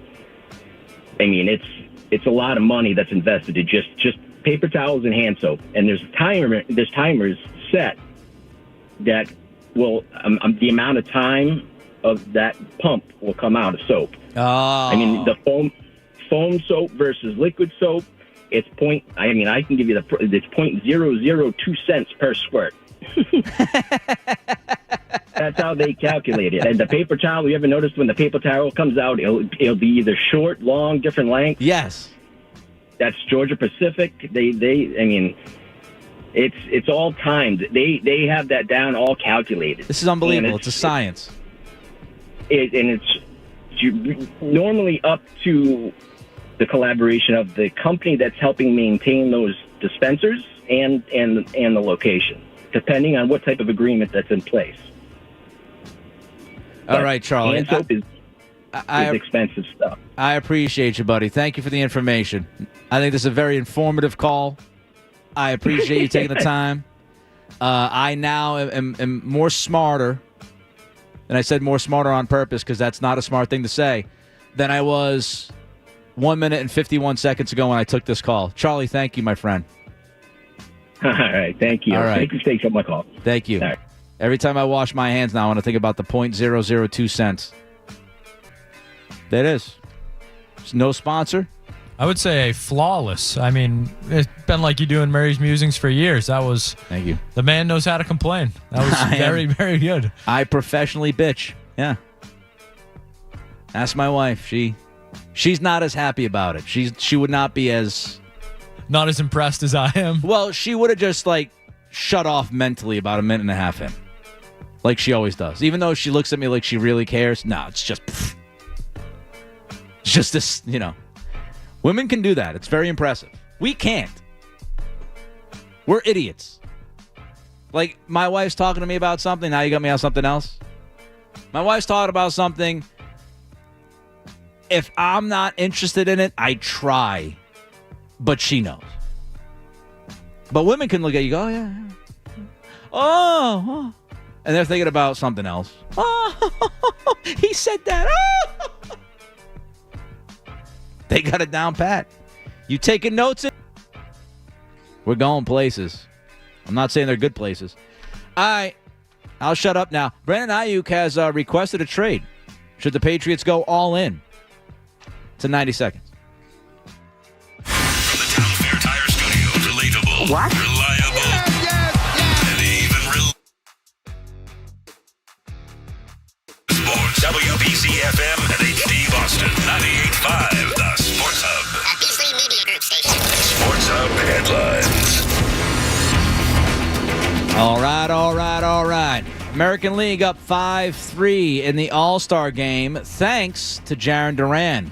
Hit a 2-run go-ahead home run in this game to put the American League up 5-3 after Tanner Houck's teammate gave up 3 runs, including a bomb to Shohei Ohtani. So Jaylen Brown helping out his teammate.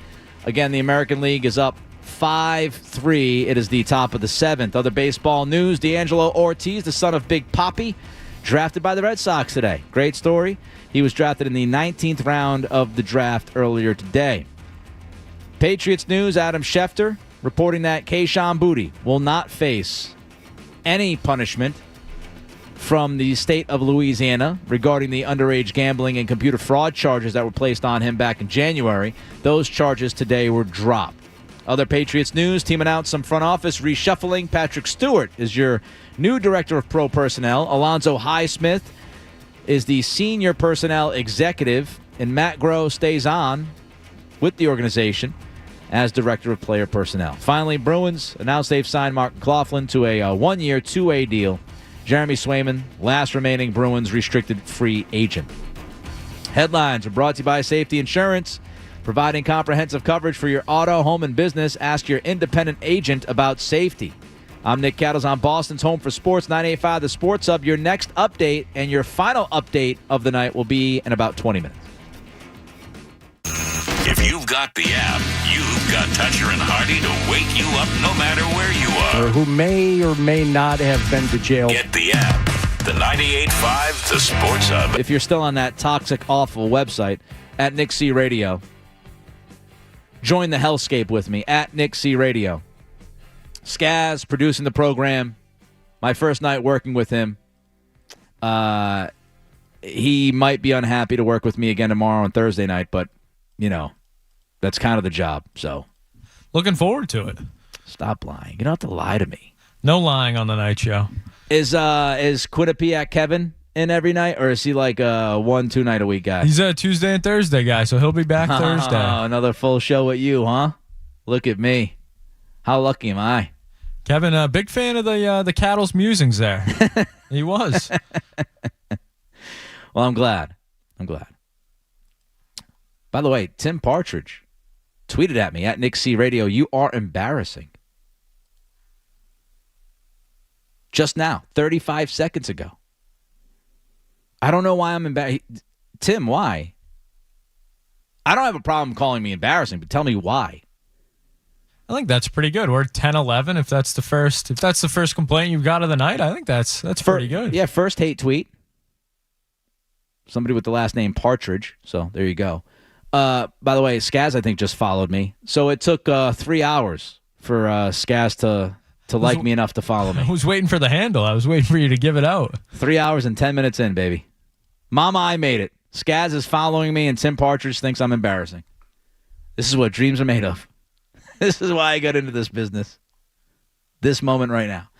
All right, so Brendan Aiyuk, he's a little upset with the Niners. He wants out. He has requested a trade from San Francisco. I don't think he's going anywhere. But Josina Anderson reported today that the Patriots called. They called the Niners about Aiyuk. And at the time, San Francisco said, we're not interested in trading him. But if Aiyuk if he did find a way to push the 49ers to deal him, maybe he wanted to just be the ultimate distraction. Maybe his heart is set on being a problem, a drama king, right? Your typical drama wide receiver. If he had his heart set on that and he wanted to make the Niners uncomfortable, the question would be, what would you be willing to give up for Aiyuk if you were the Patriots? Because during the draft, there were lots of reports about Aiyuk being out there, San Francisco talking to teams. At that time, the Patriots were mentioned as a team that was talking to the Niners. And all the reports that I saw said that the Niners wanted a first-round pick in return for Aiyuk. That kind of a trade is very difficult to pull off when you're talking about that first-round pick being a year from now, right? Like when you're working on a deal last draft, if you pull the trigger on a trade, you know what pick you're giving up. There was no way on God's green earth that the Patriots were going to trade the third pick overall last year for Brandon Aiyuk, right? That's just, it wasn't going to happen. No chance. But now it's tough because if you're the Patriots and you are looking for a wide receiver one like they are and Aiyuk becomes available and San Francisco says, well, the price is a first-round pick in 2025, we could talk about a first-round pick in 2026. Because at that point, I would hope the Patriots are competing, Drake May is developed, and you're actually in a playoff conversation.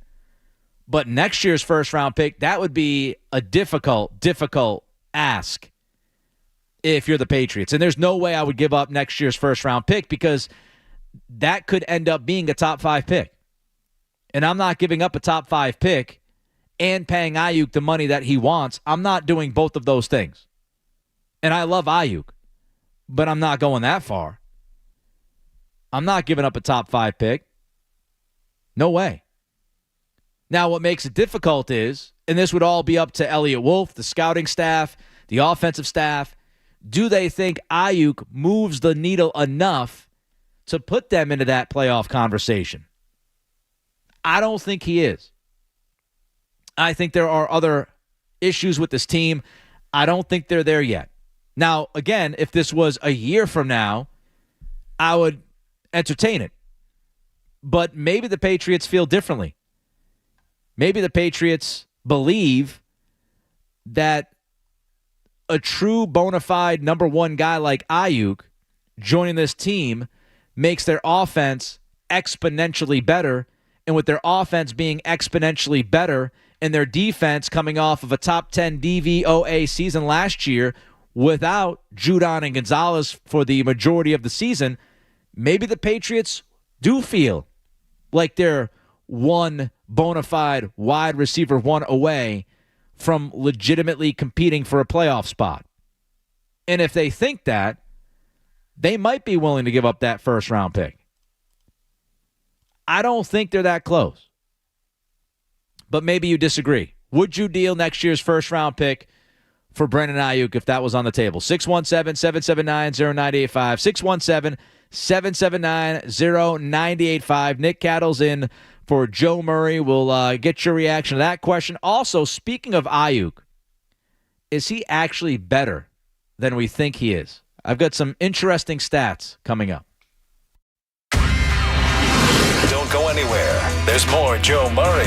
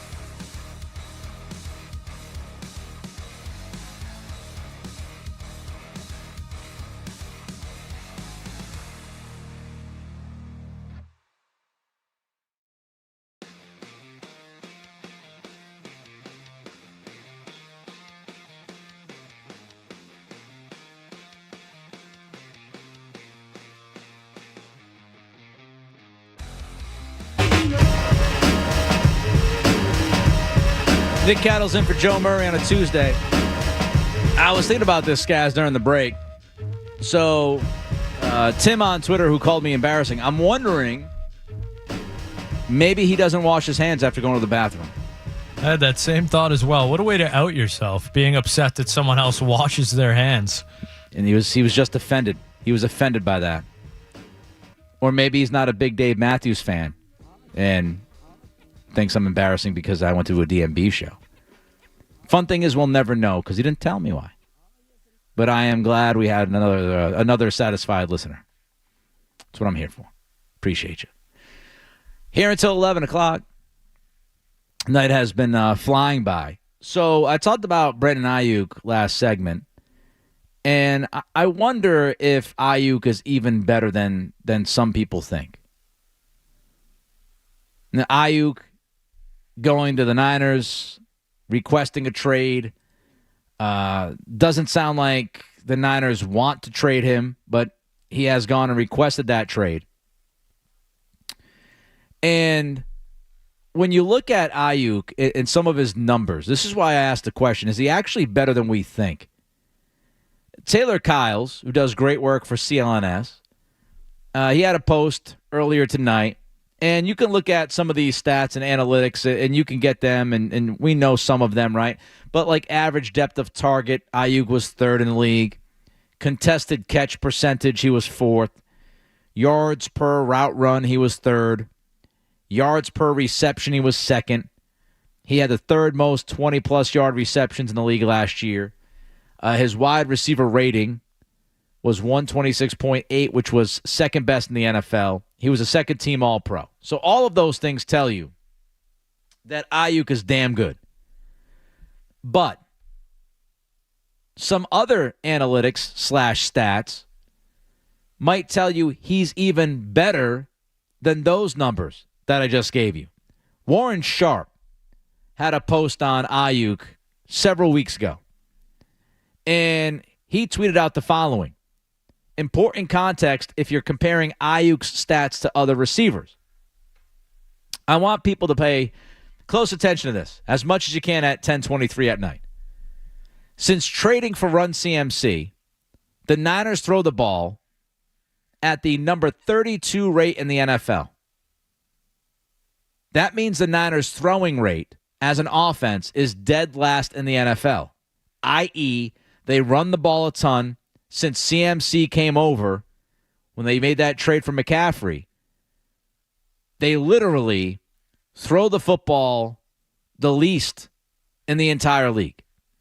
On top of that, they are number 28 in offensive snaps. So not only do they decide not to throw the football, they also don't take a ton of snaps on the offensive side. Now, if you compare that to somebody like Justin Jefferson, when you look at Jefferson in Minnesota, Minnesota has the second highest pass rate in the league. Second highest. So the Niners throw the ball the least amount in the NFL. Minnesota throws the ball the second most last year in the NFL. And they also have the fourth most offensive snaps. I mean, this isn't rocket science, folks, but more opportunity means more stats. Minnesota throws the football a hell of a lot more than San Francisco does. And they have a hell of a lot more offensive snaps than the Niners do. So when you look at Jefferson and you compare his numbers to Aiyuk, you have to understand the context of that. Jefferson is getting a lot more opportunity than Aiyuk is getting. Warren Sharp tweeted out, there have been 28 receivers, 28, with 100-plus catches in the last year and a half. When you compare Jefferson to Aiyuk on a per-game basis, Justin Jefferson in Minnesota, he gets 10.5 targets per game the last year and a half. He averages 10.5 targets. That is second out of these wide receivers. Aiyuk gets 6.5 targets a game. 4 full targets less than Jefferson. Out of the 28 receivers with 100-plus catches last year and a half, Aiyuk is dead last in targets per game. Again, think about that. So even though Aiyuk is putting up these kinds of numbers in San Francisco, he's doing that with a lot less volume than somebody like Jefferson, which would beg the question, what would Aiyuk's numbers look like if he was getting the same amount of opportunity that Justin Jefferson has been getting in Minnesota? Instead of catching, 75, 80 footballs, would Aiyuk be catching 100, 110? Would his yards be over 2,000 yards? What kind of stats would we be looking at if Aiyuk was getting the same opportunity as many top receivers in football? Last year, he had 75 catches, 1,342 yards, and 7 touchdowns. What would you say? What if he got 4 more targets per game? Are we talking, again, 100 catches, 110 catches? Are we talking 1,800 yards? Are we talking 2,000 yards? Are we talking 14, 15 touchdowns? So that's the context. And that's why I believe in context. That's why I believe in looking at the entire picture. By the way, ESPN, I'm distracted for a second because they're interviewing Jeff Doughton after a Summer League game. And for those who don't know, he played for URI. I went to URI. So there you go. Alum getting his face on ESPN. Good job by him. So if Aiyuk got those kinds of opportunities, we could be sitting there saying Brandon Aiyuk is a top 2 or 3 receiver in the game instead of top 10. Yeah, so my question for you would be then, do you have faith in Alex Van Pelt and the Patriots offensive coaching staff if they were to make that move and say we value Aiyuk because of things like that, he's undervalued almost because of his targets per game? Would you have faith in Alex Van Pelt and his scheme getting Aiyuk more opportunities and more targets? It's tough. I don't know if I would say I had faith in Van Pelt because we just haven't seen him do the job, right? But I do think there are a lot of things offensively that Shanahan does in San Francisco that kind of echo what Van Pelt does and will do here in New England. People fall into the whole West Coast thing, and I've fallen into it myself, but there's a lot of different types of the West Coast offense. There's a lot of branches on that tree now. But the idea is get wide receivers in open space, get them the football, allow them to, pile up the yak. Also, a part of the offense is to take deep shots downfield early on downs, right? First and second down, deep shots with misdirection plays, play action, bootleg, all that stuff. So I think they would be able to put Aiyuk in a situation that he would absolutely produce. I don't know if he would produce as a top 2 or 3 receiver because the other part of it is, let's not forget who San Francisco has on their team. So, yes, Aiyuk is getting less targets, but Aiyuk also is playing for a coach, even though we remember Kyle Shanahan as the guy who screwed up Atlanta 28-3. He is one of the best play callers in football, arguably the best offensive play caller in football. His scheme is just ridiculous. And it makes a lot of plays easy on the offense, especially the quarterback. I don't even want to go on my Brock Purdy tangent. But so Aiyuk has the coaching. He's got the scheme. He's got Kittle and Debo and McCaffrey to help him. They've got a good offensive line. They have a quarterback that gets rid of the football quickly and accurately. So the other side of that is if you are the Patriots and you're looking at Aiyuk, well, we don't have Debo, but we have Jalen Polk. How much can we get out of Jalen Polk versus Debo Samuel? You don't have a George Kittle. So I would not sit there and can we get that out of Hunter Henry? I love Hunter, but no. You're not going to do that. So you have to look at the big picture and say, well, there's, those numbers exist, but we also have to understand that he's playing on a very talented offense with a very, very brilliant offensive coordinator and play caller. That's why it's tough for the 49ers, by the way, because I'm sure the 49ers love Aiyuk. But do they need him as much as other teams because of what they have at their disposal? It's all very interesting. I mean, I certainly believe that the Niners are not desperate to sign Aiyuk to this extension because of what they have in-house already. Nick Cattle's in for Joe Murray on a Tuesday. It's time to give Rafi Devers a little bit of appreciation. A Rafi Devers appreciation segment is due. We're going to have that for you next. Sports Hub headlines. The last one of the night, folks.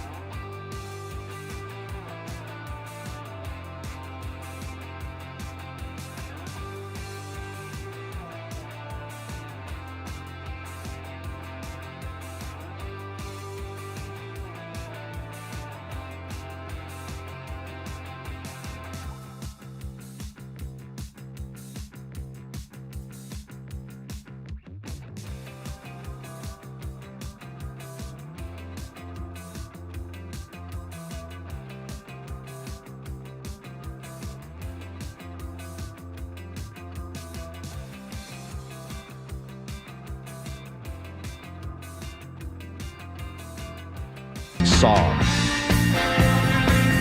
I'm not telling you he's going to fail as an NBA player. But I am going to tell you that tonight in the Summer League game for the Wizards, Sarr had 0 points. He shot 0 for 15 from the floor. 0 of 7 from 3. 0 for 2 at the free throw line.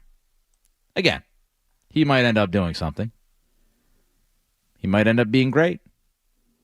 But rough night at the office for Alex Sarr. Baylor Shireman, by the way. How about that guy? Diving into the crowd last night up by 13 late in the fourth quarter. Don't know if he's going to be good. Don't know if he's going to be great.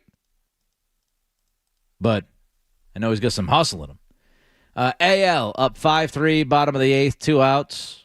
So I think we're officially 3 outs away from Jaren Duran being the AL MVP, which would be just a freaking tremendous story from where he's gone from and, you know, where he's come from and some of the adversity that he has faced personally. To be able to get to the All-Star level, then hit a bomb. First time a Red Sox has hit a home run in an All-Star game since 2011. And hopefully, fingers crossed, win the MVP. Would be an awesome night. Absolutely awesome night. Meanwhile, let's talk about his teammate for a couple of minutes here, because I feel like Rafael Devers, and I get it, Celtics won a title. Patriots are going through a massive transition. The Bruins had a couple of big free agency signings. It's tough to get headlines here in Boston. Red Sox are having a great season. I had them winning 77 games this year. I am thrilled that take looks like it's going to age like milk. I am perfectly fine saying I was wrong. The team was fun. The team was much better than I thought they would be. I am all in on the Red Sox. But I do feel like Rafael Devers has been kind of overlooked by some people. I don't want to say most, but I do think Devers has been overlooked by at least some people. We talk about the pitching staff, right? We talk about Tanner Houck. We talk about Jaren Duran's season. We talk about Cutter Crawford. Kenley Jansen's been awesome. Their ability to run the bases, how fun they are to watch. The incredible job Alex Cora has done. The bullpen, guys in, guys out, somehow getting the job done. All the stuff we've talked about, right? Tyler O'Neill giving some power numbers. All that stuff. Cedar Rafaela. I just feel like Devers is kind of in the background. And I don't want anybody to forget that Devers at spring training, remember what he did? Devers came out and he criticized the owners. And many would tell you that the interpreter, the translator on the scene, was a little bit nicer to ownership than Devers actually was. And what Devers said in that moment. Devers came out, criticized ownership, didn't spend enough money, didn't bring in enough talent. The frustration was obvious. And when you do that, when you do what Devers did, you best back it up. And that's precisely what he's done. Now, we call it the first half when they've played, more than 90 games. It's more than a half of the season, but Devers at the All-Star break, his slash line is 295, 378, 977. If the season ended right now, Devers would have tied his second highest average throughout his career. The second highest average of his career at 295. He would have reached career highs in OBP and OPS if the season ended today. He's hit 23 home runs in 83 games. Boston Sports Inf posted this the other day. Players in Sox history to have 20 or more home runs in at least 4 straight seasons at the break. Mo Vaughn did it 5 times. Manny Ramirez did it 4 times. And now Devers has done that 4 times. That's it. End of list. Mo Vaughn, Manny Ramirez, Rafi Devers. Devers, I remind you, 27 years old. Literally just beginning his prime. 11 of his 23 home runs have been oppo. We talked about it, spring training, change in approach, trying to hit the ball with force to the opposite field. Almost half of his home runs have been to the opposite field. Do you know what he's done against Baltimore, New York, Kansas City, and Cleveland? For the better teams in the AL? Against the Orioles, Yankees, Royals, and Guardians, Rafi's slash line is 372, 451, and his OPS is 1.191. That, my friends, is out-freaking-rageous. He's hit 6 home runs and driven in 17. Crazy. And remember the context.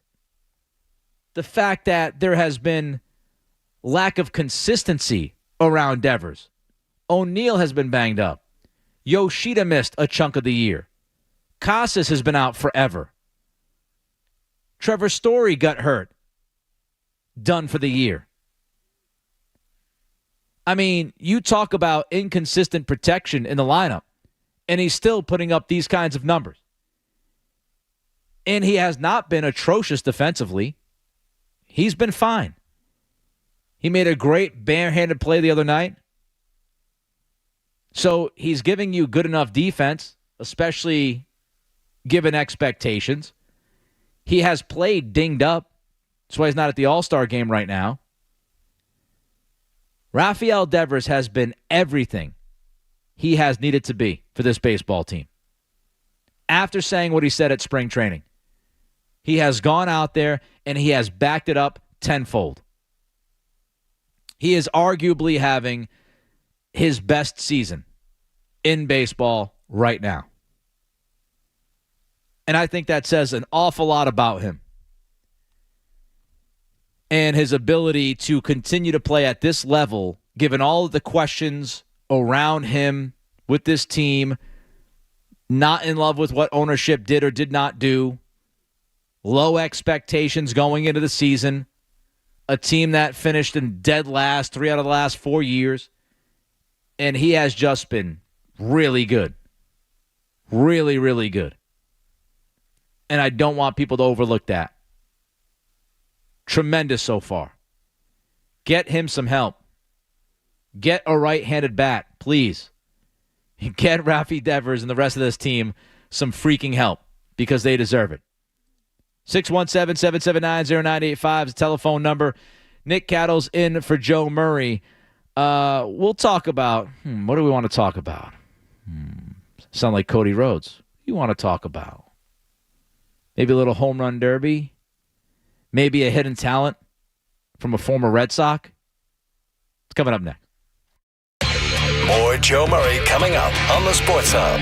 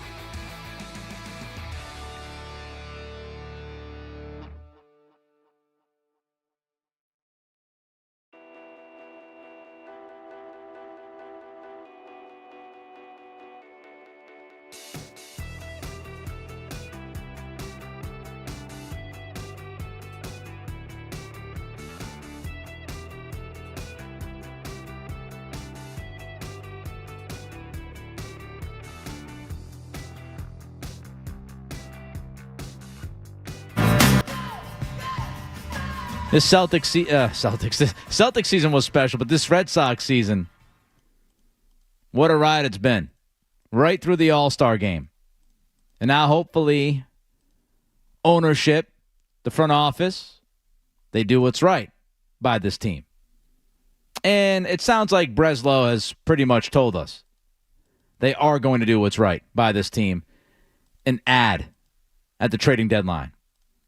Jaren Duran, enjoy your All-Star MVP, my man. What a freaking story he is. Tremendous. Absolutely tremendous. All right. Before we bid you adieu, I did not know that Jose Iglesias was a singer. Did you know this, Skaz? I did not know this until you, since I didn't even see this last night. I had no idea. No idea. Apparently, he has a pop song that is called OMG. And this pop song was number 1 on Billboard's Latin Digital Song Sales Survey. Let's give the people a taste here. Live, apparently, down in Texas this week. Do we have any of that? We do. Let me guess, it did not go as well? I'll let you be the judge. All right, here we go.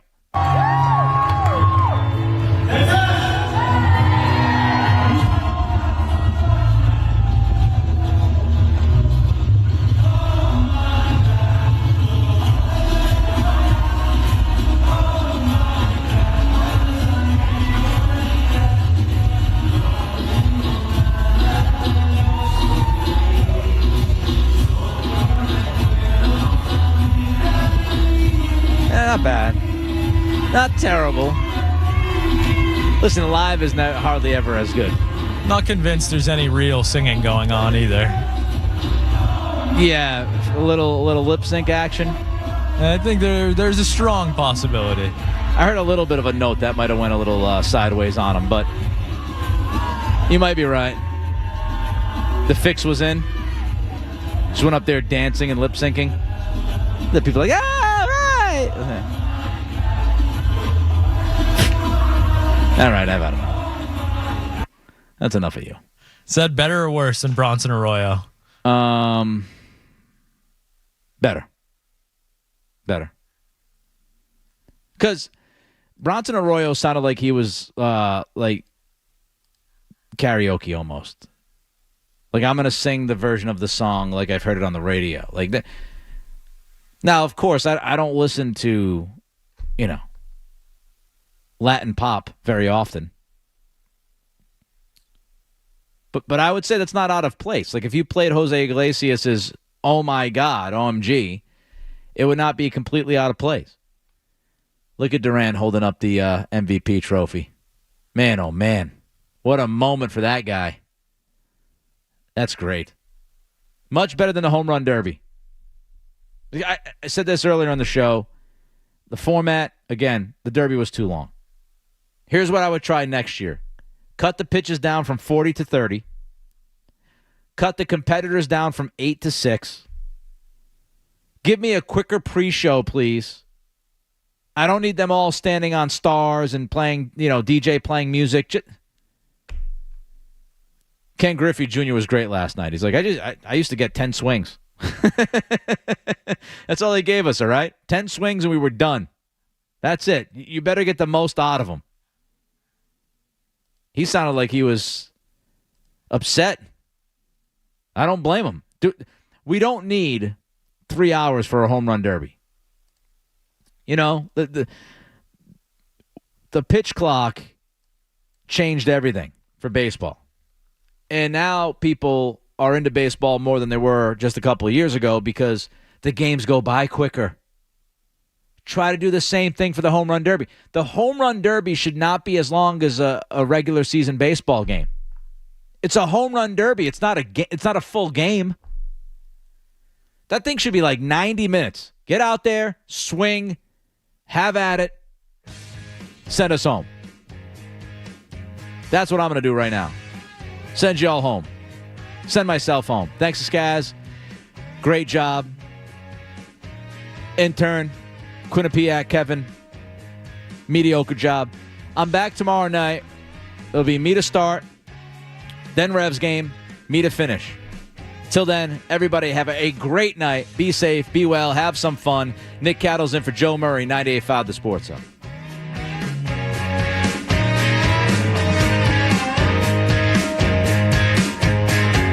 From the Town Fair Tire Studios, the only place to hear the local call of the game is right here. Right